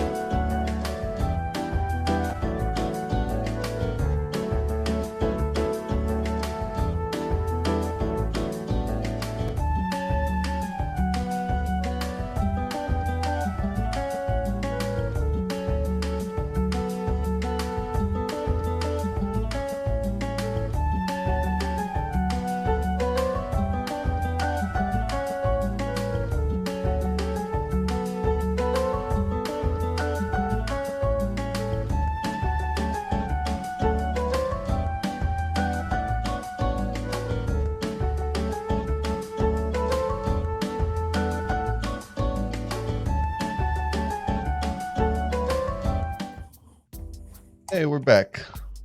Now, with our heroes here, things are happening. Cosmic is a tiny ant-sized superhero. Cyberbug just got hung up on. And Sidero's exploring some leads. Strix, this mysterious woman, which you seem to share some familiarity with, has sat you down and showed you the face of her so-called younger sister. You see, the problem is my younger sister is very, spiteful. I inherited most of the power, if not all. She did not like that, so she took my grimoire. The problem is she could not use the power herself. But she took it for many years that I've been searching, and she has eluded me. However, I've recently found out that she found herself some mortal pets. He takes over someone's body, a human. His body has potential. I don't know why. Could be he's descended from something else. Maybe it would be interesting to you to find out. Whatever it is, his body has potential, and his mind has everything that it needs to build machines like this, but he doesn't even realize it. My sister does, however. Every other time, she takes his body, fills it with false memories while she uses it to create these powered individuals. You've seen them. I think you've taken care of some of them. I have. She's using my magic with his, let's call it lineage, I guess, to create these abominations and these machines and these contraptions. I don't care what happens to him. I just want my grimoire back.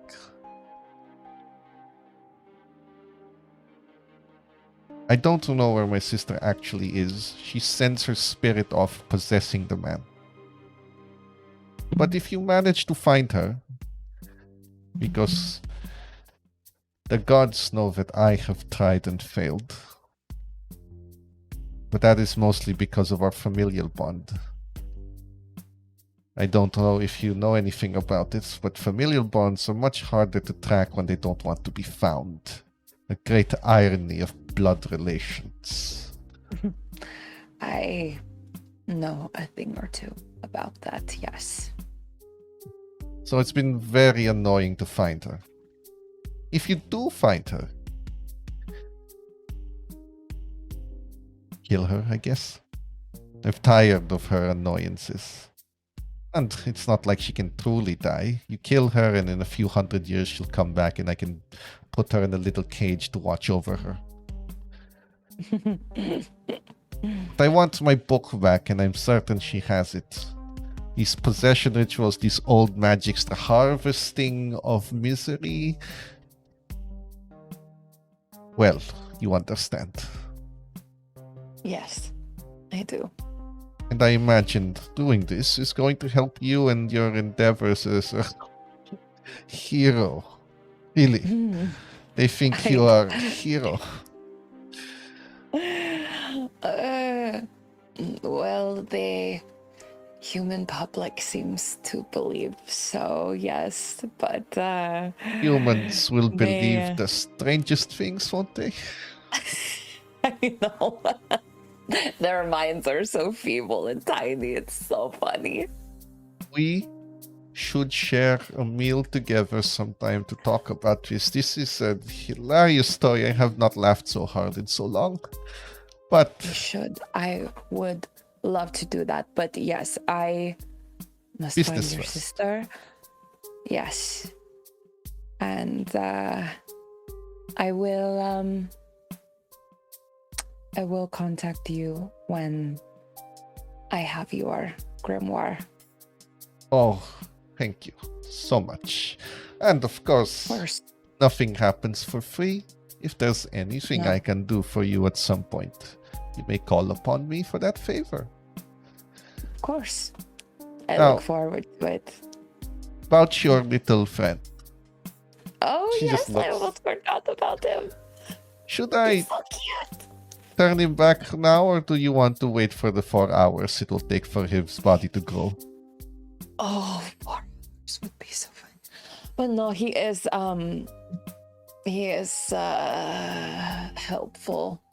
Well, I've given So him all his powers. I didn't take them away. yes, I know, but no, let's make him bigger. Thank you.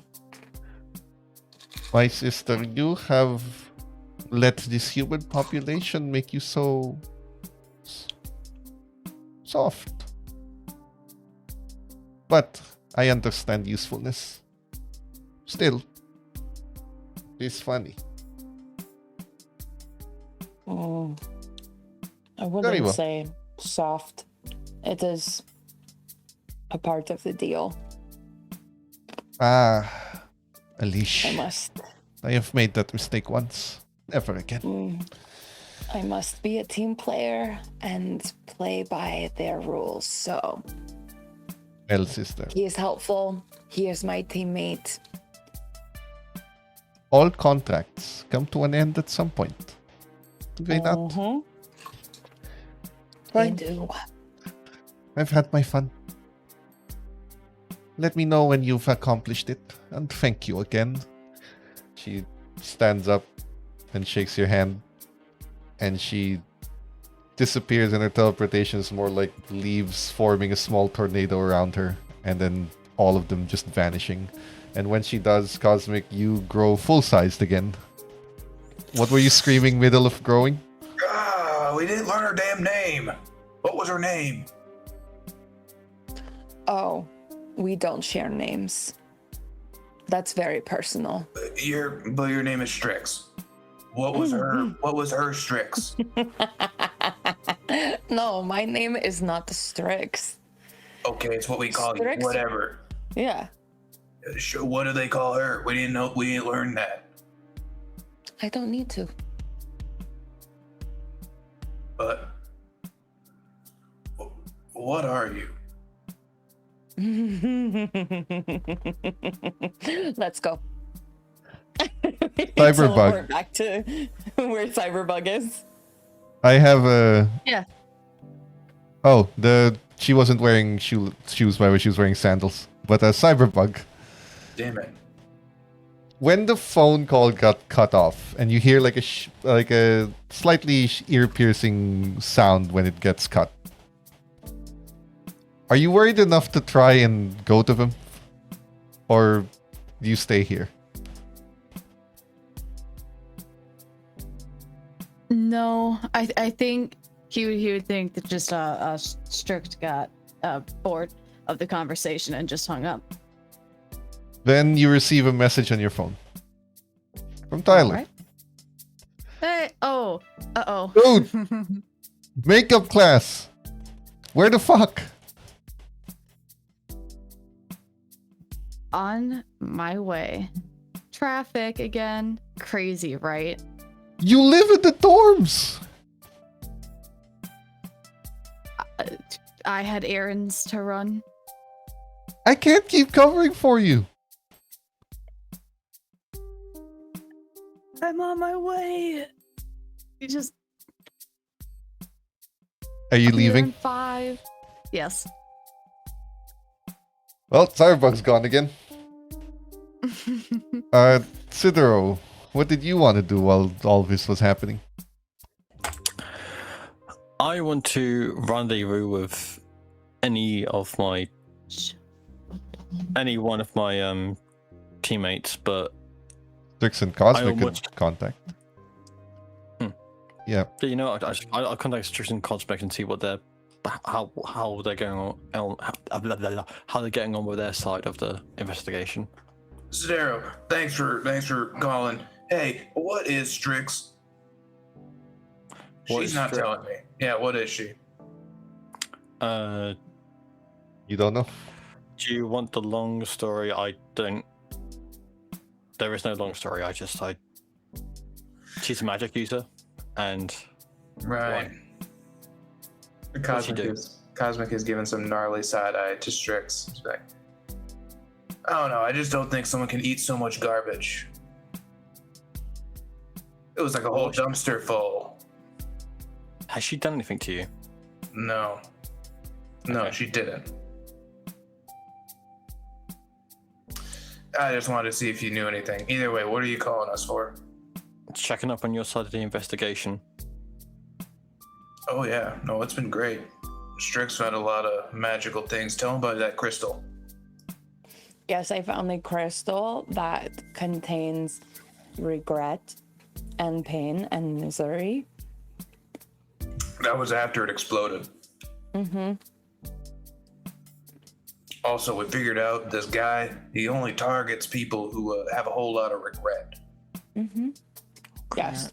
And the guy is not actually a guy. He's being possessed by one of my sister's cousins, grandmothers. I Distant met him. relative. Yeah. I met him. I met him today. Yes. Yes, he most likely did not know what was going on.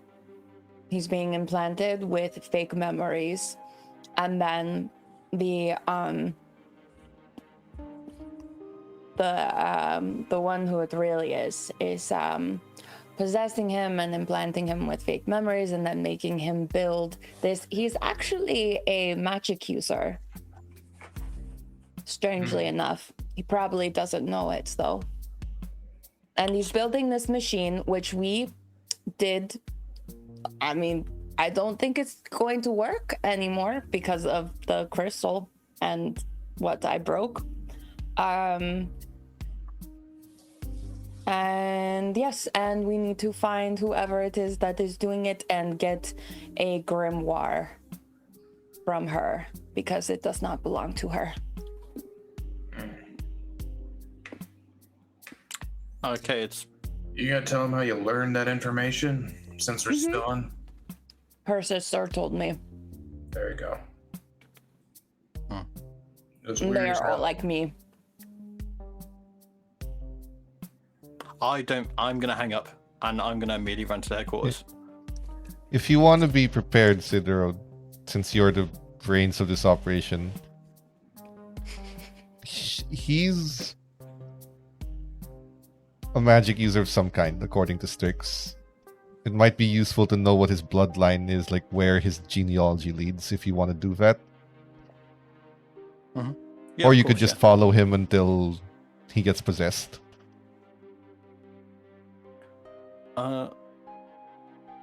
I am gonna bring this up to my handler and see how he handles this because I do not know how the legality of surveilling him on that thing.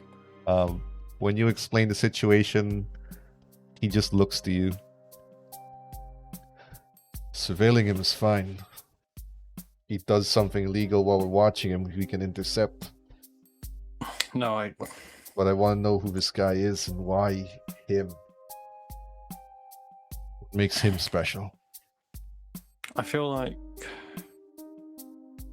if with how he's handled things, I think he probably knows that we'll surveillance him. I met him today and I tried to play it off like it was just a license plate thing, but if he's privy about it, he'll likely know that we're onto him. But What if we he's being surveillance him- possessed? Hmm. Person possessing Why him knows.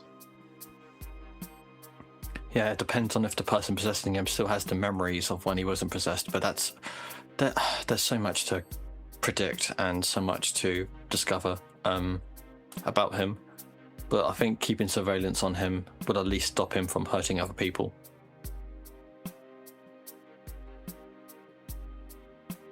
Fine. He makes another contact, looping you in. Cyberbug, where the hell are you?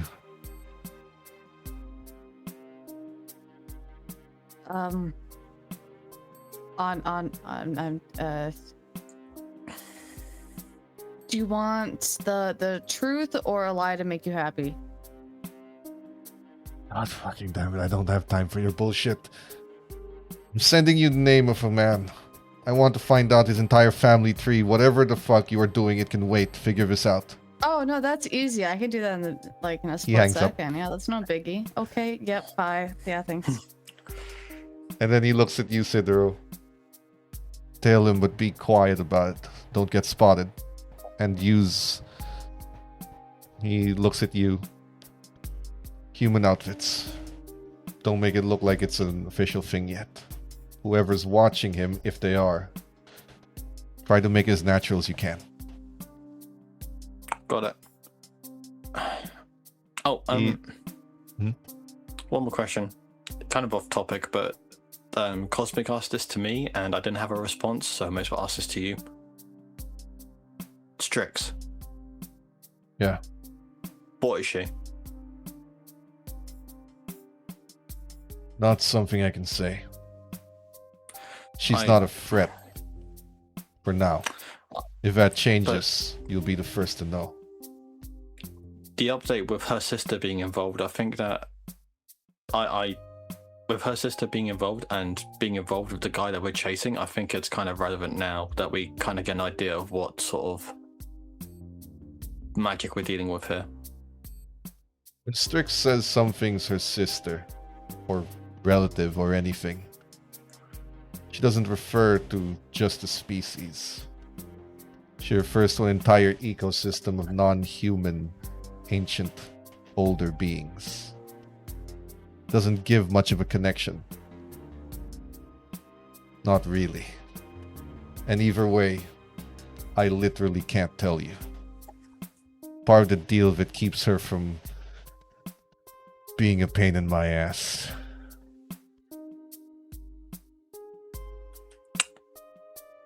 She's the only one who can say.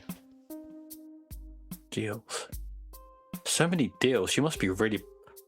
How powerful is... Holy She's shit. not. Okay. Not as much as she could be. The reason for the Okay. deal is to make sure that she's on our side. Contingencies. Oh. I mean, if you have if you have contingencies, then I guess that's... Yeah, okay. Contingencies fine. if she ever breaks free of it or if something happens. Well, Not if you that have she that, needs to then... know it. I didn't know about the contingency thing. Now you say the contingency thing, that's put... Okay, that's a lot more relieving. Okay. But if something does happen, and when I have to use that contingency, you will be the first to know. And I'm going to need your help. I hope it doesn't come to that for everyone's sake, including hers. It shouldn't. That's why I made the deal. But if it does, I'd want it to be prepared.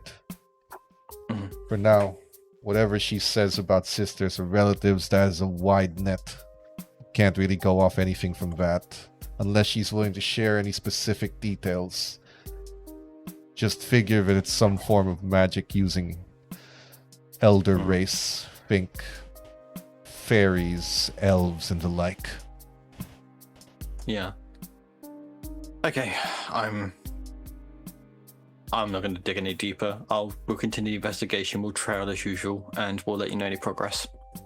Let Strix and Cosmic handle this sister problem.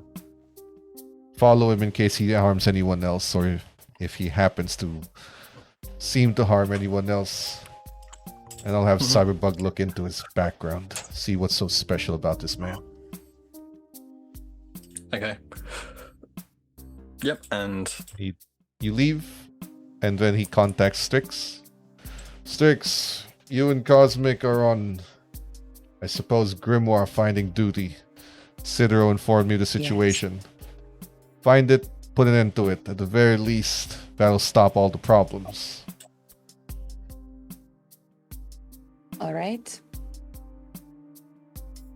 He pauses for a moment when he says, "Go." Like he was gonna say something, but he doesn't, and then he hangs up. Cyberbug, please roll your research. Sidero, I need stealth. Okay.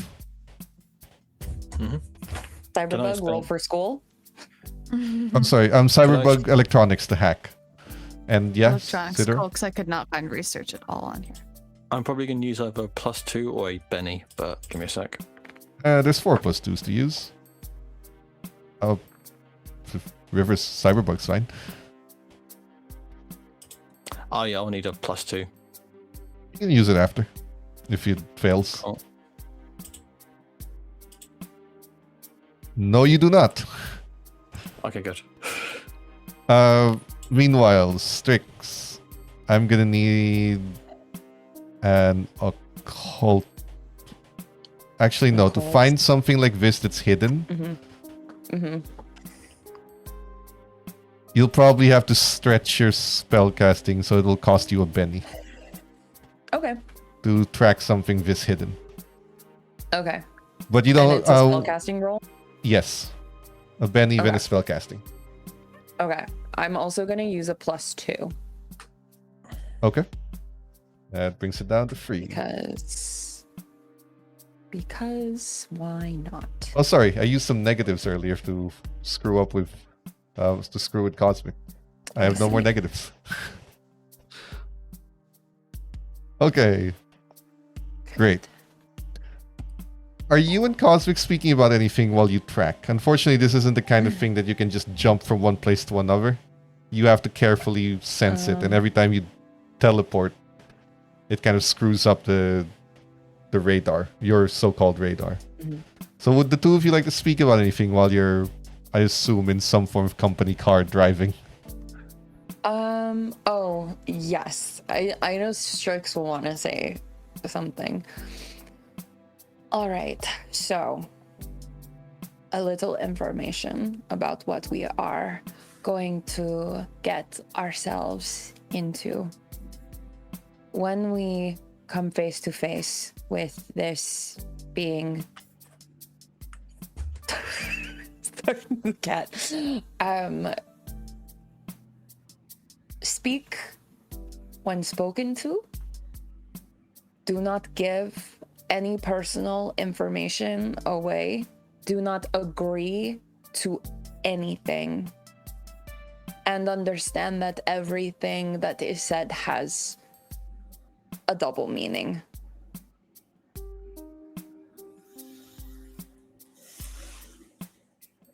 Right. Strix, Mm-hmm. are you an asshole? I don't. Will there come a time someday in the future where I'm gonna have to put you in a leg lock, arrest you, slap some cuffs on you, put you in a cell, till your mouth's deep in the earth?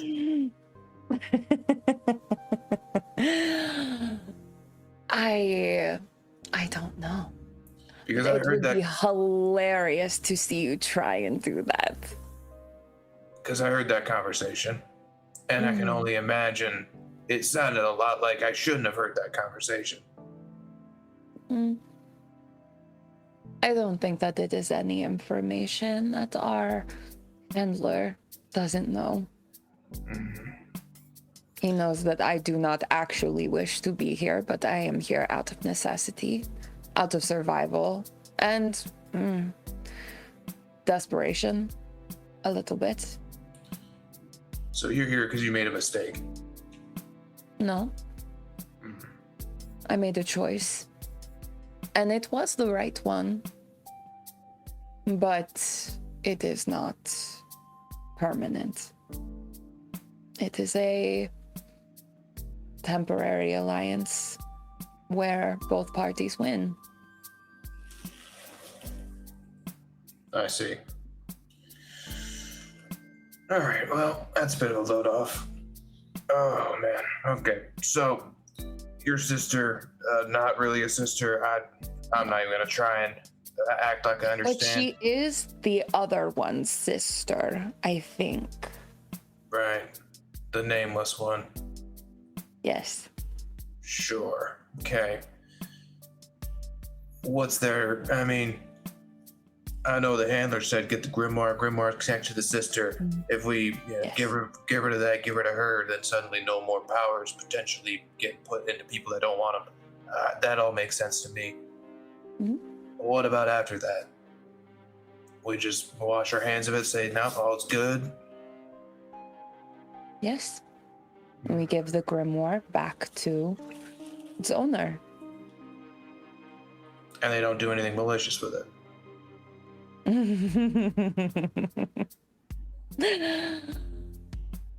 They probably will. Then why would we give it back? Because I made a promise. I didn't. No, I did. So what wins out? Your promise or your agreement with whatever you got going with White House? If she's if she's a villain. Your agreement with Lighthouse says nothing about this. About helping villains. She's If not a they villain. turn out to be a villain. She's, You don't know yeah. that. Mm. I So it's cannot the- say whether or not she is going to do something malicious, but I will say that we are not of the spectacled, destroying buildings and causing that kind of havoc in public. It is much more personal. There's plenty of misery everywhere that we don't cause. Just some of it may be caused by her. I see. All I'm saying is I don't like folk who shoot first and don't talk. And she did that to me, as you recall. And so that's why I'm a little on edge about her. To be fair, she did not shoot. She shrunk, which is a kindness. It doesn't matter. It was her telling her to me that she could do something worse, and I wouldn't even had anything to do about it. She was threatening, and she threatened me without even showing her face. Mm-hmm. And I don't like that. So that's why I'm a little on edge. Either way. I got nothing else to talk about. I just wanted to clear that up just to make sure I didn't need to walk on my tippy toes around you or anything like that. That is fine. And I mean, if you are frustrated in that situation, understandable. Oh, no, But I'm not frustrated. She left my powers to me. If I could have suplexed you at any time there, and it would have been damn hilarious for both of us. Well, me more than you, but either way, I just wanted to clear the air. all right. Consider it cleared. Uh-huh. Yeah. Either Rick. way, if more questions come up, I'm sure we'll find them. You are following this trail up to a penthouse. Luxury condominium building. Penthouse suite. Would you like to just take the elevator, or is there some other way you'd like to get up there? Oh, elevator's fine. Could also go by the roof. If you really want to ignore people. Head up to the elevator. There's a corridor. There's only a few penthouse apartments here. You walk in. Do you knock?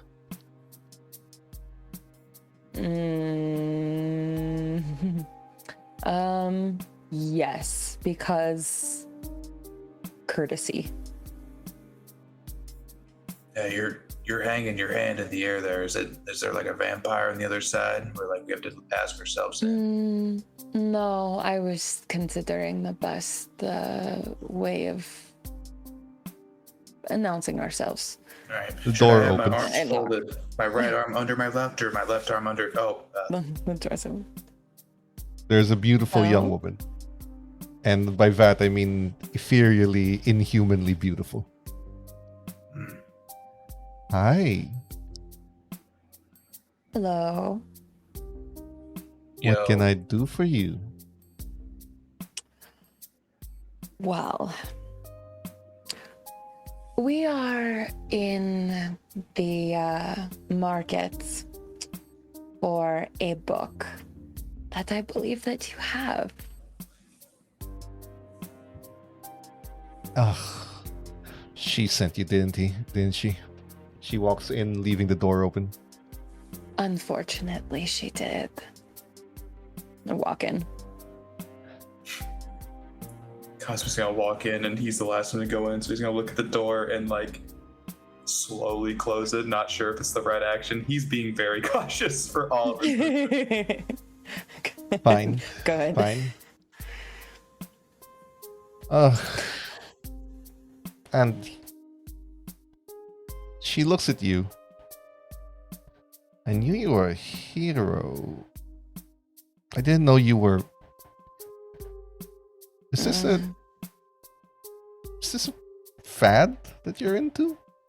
Like a phase? A mutually beneficial deal. Ugh. One of those. The world Okay. The world was not kind to me over the last few decades. Wasn't kind to any of us. But we No. made you. I'm sorry it had to get to a point where you had to do this, but you know, I'm few not. hundred years, It's you'll be fine. proving. Yes, exactly. It's proving to be very interesting and very beneficial. And had I not agreed to this deal, I would not realize what an absolute gold mine cities are. I would have just stayed in my little tiny neck of the woods, shriveling away, slowly dying. Huh. Right. So you're here for her book, right? Yes.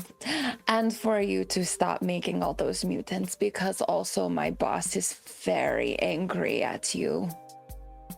You need to leave that poor investment banker alone. Okay. Okay. First of all, mutant. Singular. I only did the thing with the guy with the radiation because it was funny.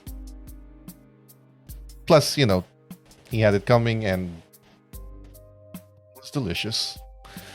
But Yes. I did one thing just to spite my sister by using her magic with new age technology. Okay? One. I will take accountability for my crime. Singular. The rest of those things? Not me. I haven't touched that guy in, well, since then. Can I, like, It's notice. insight insight. that? Yeah. It's notice? Okay.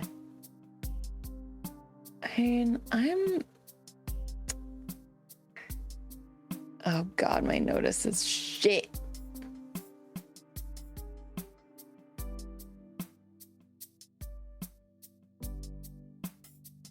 Hold on. What did you get?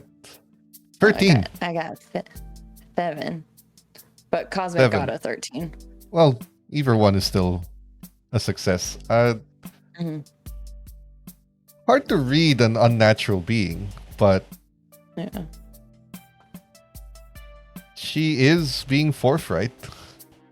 Most, especially to Strix, this is less about your ability to read her and more about your knowledge of her kind of being.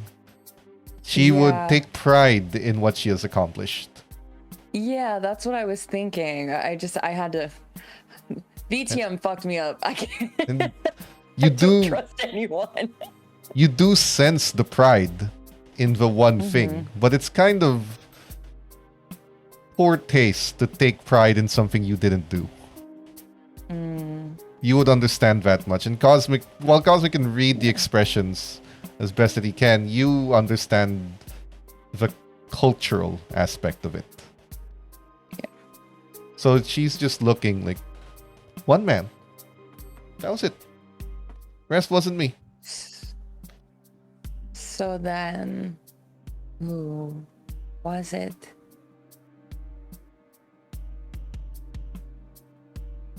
Drugs. If What I about that want to make a lab? guess, I mean, yeah, I made the machine. That's the whole point of the whole gather misery thing. I even put the radiation guy's misery in it. I didn't put Okay. didn't do anything else with it. I just kind of left it there. It's not like humans can use it. Humans can't use it. No. Even our kind can't use it. She looks What at if a Strix. guy? What if a guy had magic? Could they use it? Sure, if they knew what it does. You have to know what it is to use it. And you have to have the ability to use it. And you need both of those things to use it. So the only guy who knows how to... Ooh. Yeah. She looks at Strix. I think I woke up the guy's other side. What is he Yeah. exactly? You remember about 100 or so years ago, there was this crazy genius guy who tried to make an earthquake machine? Tesla? Yes. Like him. Which is to say, the whole human industrial revolution thing, a lot of the people that we're familiar with went back home. A lot were like us who stayed here and got the door shut in our Stuck faces. here. Yes.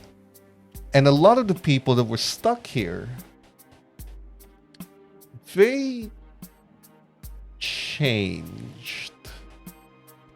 And I'm not just talking about me or you, I'm talking about the entire ecosystem of the ones who were stuck and left behind. Some of them changed into to fit the new world, to become like the new world. And there's a number of people who led your so-called industrial revolution that were the spawn of those left behind. They have blood from both worlds and are capable of making things that are of both worlds. He's one of them. Bloodlines and bloodlines. Now, most of them are inert and inactive, you know? Some of them might be geniuses coming up with the next big thing, you know, sliced bread, microwaves, all that. And, well, they made the magic half certainly helps, but it's inert and usually inactive until they either have it or they don't, right? He has it. It was inert. My guess is something that I did to him with the one time has awakened it in a Jekyll and Hyde situation. Maybe. It's a guess, but, you know, it's a good guess. And do you know what being from our world he is sired from? My guess would be... Well, I'm not going to say names. You know how it works. But think house on chicken feet.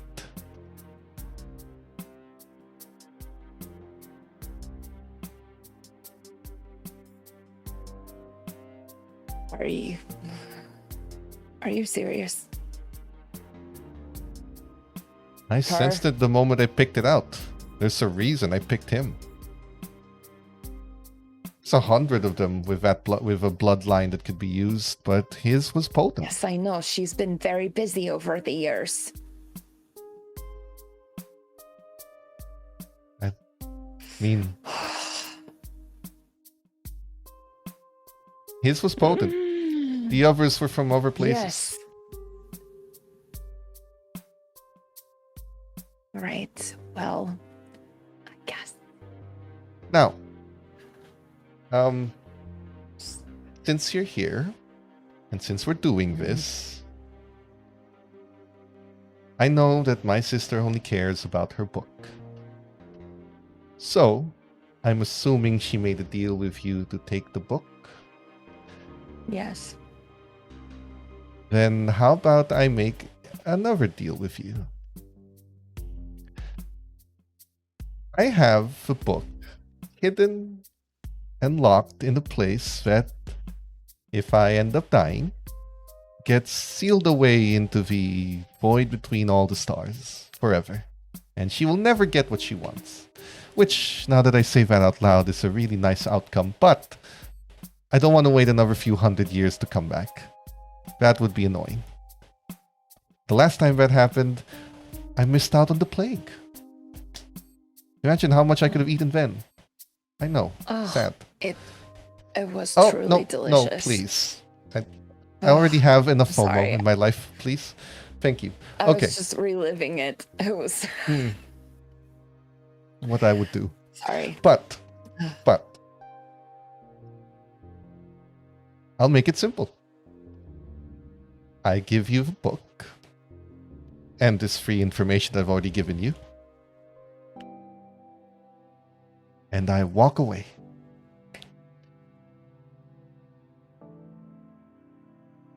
Or we could make a That mess of this is- apartment and fight, which I'd rather not do, but you know.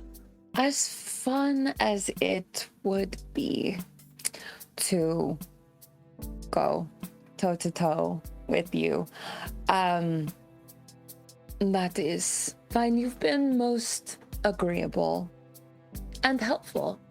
So, if you would like to continue on as you have been, so long as I get the book, so that I might fulfill my end of a bargain, so be it. I don't care. Well, okay then. She opens her hand. Some magic comes out. And she hands you a book. Here you go. I look through it just to make sure that this isn't like a dummy book or anything like that, or it's blank or. No, it's real. It is absolutely real. Can Cosmic like peek over the shoulder, just like kind of like look at the book? It's written to you. It's just a bunch of squiggles and lines. Not even a language, not even characters, just squiggles. This is a shit coloring book. This is what we needed. Yes. Well, that's one half of the problem. That's your deal. Give it back to my sister, it'll be good. But as far as your moonlighting hero, really, I like your sense of humor. But as far as this whole hero thing going, there is the matter of Mr. Hyde. Yes. Sorry. But hey, let me help you out with that, since I did technically kind of make that mess. She claps her hands and opens it up and gives you it's the shape of a syringe, and gives it to Strix. Inject him with that, and I mean, he shouldn't be a threat anymore. You don't want to face him with all of his magic techno gizmo thing. He's actually very powerful. Yes. No, I sensed that. That should take care of it. Makes sense But, now. You know, Who his ancestors. but get close enough to him. I suggest you take his human half and then just grind the neck. And that should be good enough. Take away his What'll edge. it do? That needle, what'll it do? Strip him of all his power. Well, most of his power. Then he'll just be In another what- guy with magic. In what way? Strip him of power? Just gone like that? No ill-advised side effect? Just like a Oh, everything has strike an of a match, ill-advised no side more. effect. Like what? Don't know. With Whatever it does. Don't know. Whatever it does. You'll make him weak. Then you can kill him.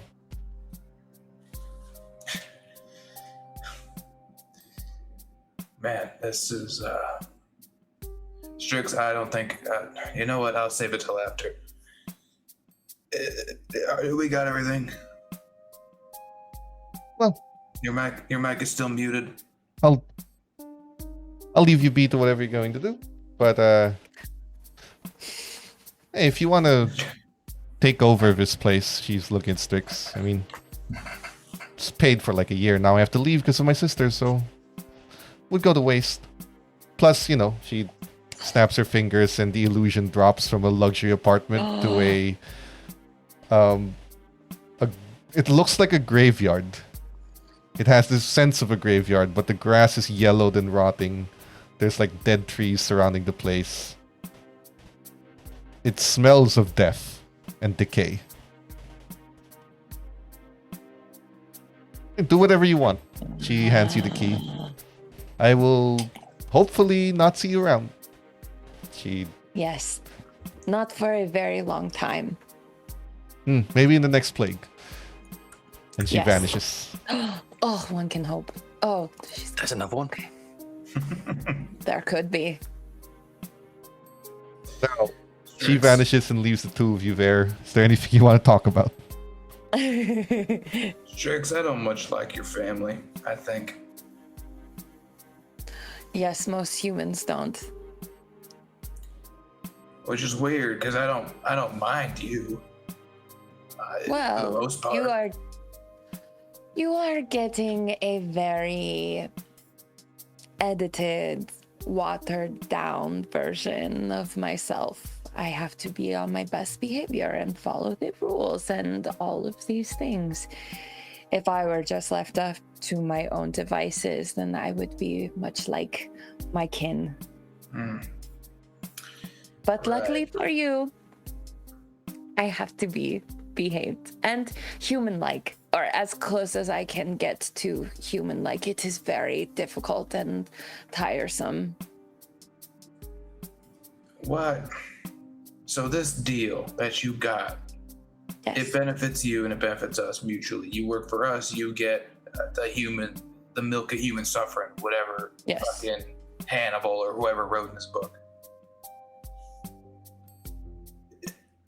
Couldn't you have just gotten that yourself? Or were you just that ignorant to how to fend for yourself out in the woods?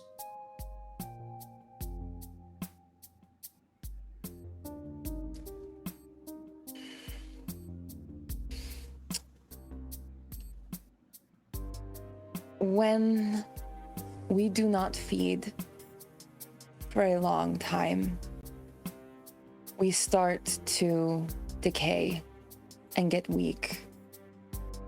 It happens slowly, but when we are deprived of what we need, then we go into a slumber almost. I was very weak when they found me. Decades and decades of no one coming to me, which is what I relied on, and in the very rural area that I settled in, there was not much. So I was nothing. And as I said, to my sister before. I was desperate. So, yes, it was a choice, but it was the only choice because I could not.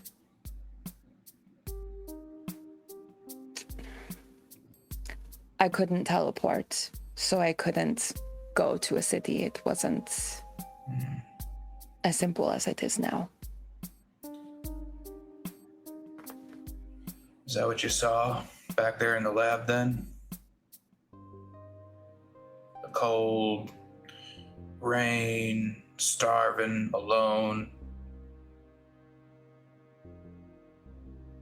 Yes. Mm. If you want to notice, Yeah. you can notice. Not that he doesn't actively believe you, but he's staring you down. So he's like, Mhm. If you'd like to Just like, I actively don't know. lie, you can roll persuasion, or you can accept the role. Yeah. Player choice. Yeah, I'm gonna roll persuasion. I want the dice to decide, but also because can I'm remove mean. deceiving, I'm removing mean exactly. Oh wow. Ty goes to defenders, so who's defending? Am I the antag? Because I'm trying to poke in. yes, you're the one actively Okay. trying Yeah. to look into. She's the I'm one defending defending. against it. So defenders sticks. So you don't read much into it. As far as you can tell. That's what she saw. Okay.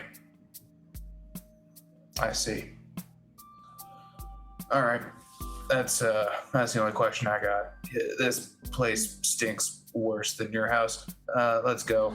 Also, you're gonna leave your roommate? I don't have a roommate. Oh yeah, your Do you mean neighbor. my plant? Your neighbor. Well, him too. Yes. Oh, the only downside. Well, I guess I could visit him. Otherwise, I was having so much fun with my landlord. Oh, I haven't visited him in so long. Right. Well, enjoy the luxuries of rental properties. Let's go. Let's get out. Maybe I will keep both apartments. Oh, man. Rent one out to another one of your family members. I don't know, man. Oh. Cosmic couldn't leave But- quicker. Cyberbug. You're in class. You are in the middle of going through government databases trying to figure out who this guy is. You rolled really well for it. In the middle of doing that, you can hear your professor just saying, "Mr. Reeves," and then closes your laptop forcefully. Perhaps you would like to solve the equation on the board. Yeah. That Right would now? be wonderful if this was a math class. Oh. Just walks Well, away. you never. Okay. And then he goes back up. Have you done the required reading, Mr. Reeves? You can I see think so. Tyler on the seat, just wording out to you with his hand covering, "Iliad! Huh. Iliad!"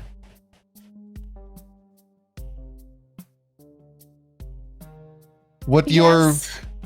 seatmate is trying to tell you, Mr. Reeves, is the required reading is the Iliad. That's right.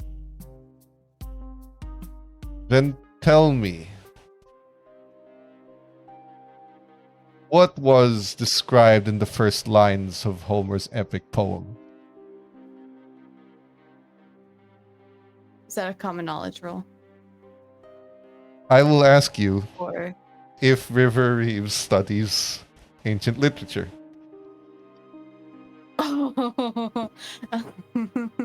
You have enough smarts to cover it if it is something that you do.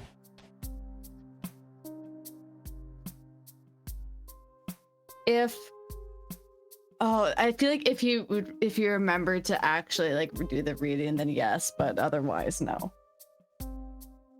Would you have remembered?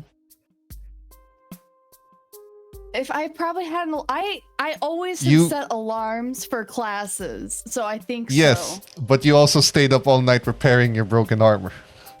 You I only did, but missed you the know, last 3 makeups. audiobooks. So we can do common knowledge to see if you can draw from your well of memory if you've read it. Okay, I'm gonna use the +2 that miserable donkey gave me. Okay. 1 to +2s. And you roll. I forgot to add it, but We can add. Oh, Uh, that's a lot. That's 6 with the +2. 6. Yeah, you remember the first line. It was about Achilles' rage. It was the first line in the Iliad. And you can even recite the first few lines of the poem.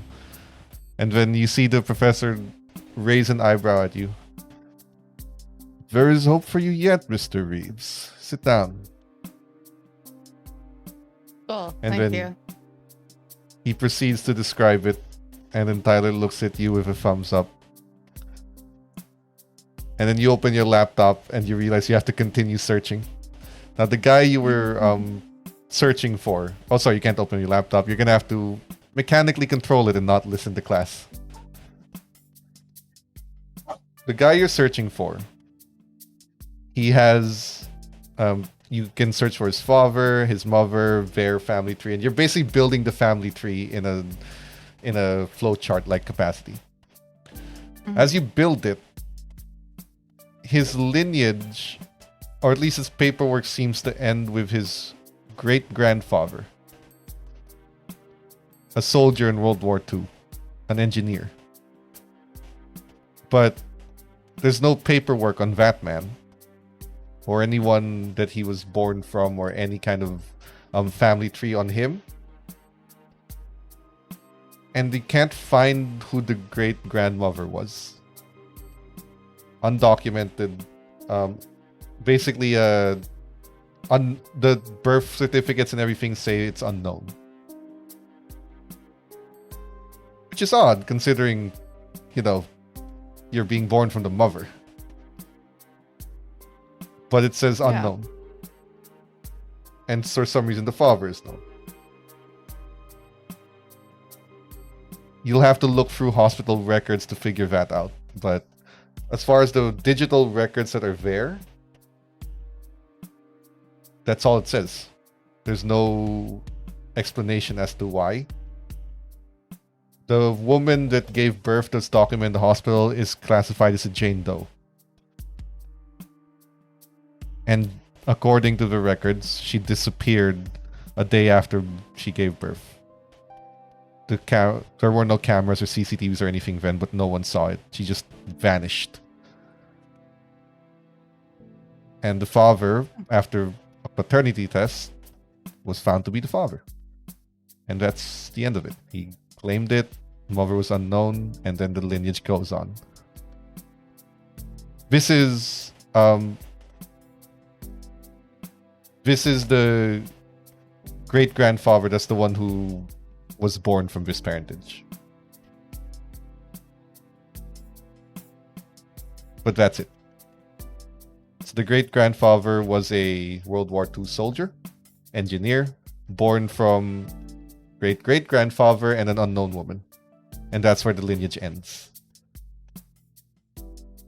That's all you can find. There's nothing else digitally available. Is there anything you want to do? I will. Yeah, I'll email it over to our handler and just be like, here you go, smiley face. The only thing you receive is good work, period. I'll Now- take it. Sidero, you were following the man. And you tail him. And you continue to move. Once you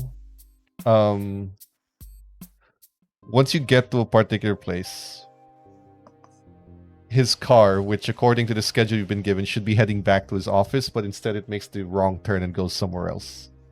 He is driving himself. Now obviously you can keep following him even on the car, and you can stay hidden the whole while. But are you going to do anything or let this play out? I'm gonna ride it out for a bit and just tail very subtly. But what I'm gonna do is that you see Citero pull out his phone, and originally he's actually quite a little bit. You can see him like grimace, but he's a bit pissed because of obviously the previous situation with Strix and like the whole finding out about the sister thing. And you can see him like typing on his phone, just typing up messages. He's thinking, how could you do that? Like, who are they? Why do you have so many brethrens? What is up with this? Can you just tell me the truth? He then deletes all of those texts and then just puts directly to Strix, bowling, ? And then just sends it and then starts tailing behind. Strix want to go bowling? You can respond to that when you are free with Cosmic, but while Sidro is trailing and following the car, he's heading over to the warehouse that Strix and Cosmic have clocked as where they were. He walks over, and you can now see his eyes are exactly as the woman in the soup kitchen described, dead. Yeah, can I? And he walks in. Can I immediately sort of call in and be like, to sort of like Lighthouse or anyone nearby, be like, okay, we have our guy. You should probably start closing in. Confirmed. Like this is the confirmed. The hide is here. You can hear the handler for all four of you. Agents are coming in. Cyberbug, I don't care what you're doing right now. Head over there. Back up the team. No, You are being handed the test paper. Strix, you were gonna say? I was gonna say we should wait until he is his human half again. I don't know if we should send anyone in as he is now. Plus, I'm pretty sure his machine is broken. I go ahead and after receiving information, I can immediately say, put him on standby. We want to wait until he's in a weaker state. Actually, wait. Everyone can be on standby, but I want a team there just in case something happens. We don't know what he's capable of, what he might do. Yes, I was just trying to figure out the legality of arresting the innocent version versus the evil version, but I guess either way, they're still the same body, so it's fair game. Same body. That needle. We'll let the media handle it. That needle should work the same regardless of what state he's in, right? It should, but that depends on how close we can actually get to him. I don't even think he should use it. In his new state, he could, in like the hide state, he could be toughened up because of the supernatural abilities. So it's best to go human state because we know for a fact that he's weakened. You hear him destroying the machines inside and screaming out. And then he walks outside, takes a breath, and combs his hair back and looks around. And he walks over to a homeless person and shoves his hand into the guy and then pulls it back as quickly as he does. And then walks to his car, and the homeless person just stands up, looking at his hand, and starts morphing, and his skin starts to change, and it starts to boil. The car drives off, but the man he just shoved his hand into and then left behind transforms into a hideous troll that now grabs a lamppost and starts rampaging throughout the neighborhood. It is up to your team to decide who's going to deal with what, because the other guy can't just be let go, and Cyberbug has to decide whether or not you're going to take the test or potentially fail and leave class in the middle of the test to do your job. But all of that, we can decide what your plan is. Not next week, because we are off on August 9. We will be back on the 16th, I believe. So, we're taking next week off. We will be back on the 16th. Your team must decide how you're going to split between the two problems you need to face simultaneously. Thank you to everyone who's been watching, and thank you to the players. Once again, introduce yourselves and what hole people can find you in. Dorgely. Hi, I'm Dorgely, and you can find me at Dorgely on Instagram and Twitch and YouTube. Cap'n. I am Cap'n. You can't find me anywhere, and that is how it'll remain. The only thing I will leave you with is a game suggestion, and that is a game called Gloomwood. It is very much like the original Thief games. If you know the original Thief games, you are probably old like I am, but it's a good one. And it's still coming out on Steam. Petra. Hello, I'm Petra. I'm not that old, but I also do. So my proof that I went to go see the Odyssey is actually this BTS bucket that I got from the cinema. It's like this free popcorn bucket, and I was like, hey, you know what? I'll take it. I got a one for the Amazing Digital Circus as well for like the finale thing. But yeah, I went to go see the Odyssey and then came back with this. So that's the proof that I have in fact seen it. I thought you just showed ticket stub. Shig. I'm Shig. You can find me somewhere on YouTube and on Instagram at Manascona. Phrase of the week, Kona Satatu, means how are you? All right, there's your weekly language lesson. Thank you to everyone who's watching. We will be back in 2 weeks on the, did I say that right? Yes, the 16th. Same time, same place. Again, if you count any pop culture references I made throughout the session, tag me in the Discord, which I will link up in the chat, and become an NPC like Miserable Junkie, or get mentioned. And for the record, they may or may not come back for more than just a brief mention and cameo, depending on how much I want to ruin the players' lives. Thank you for watching. We will be back in 2 weeks.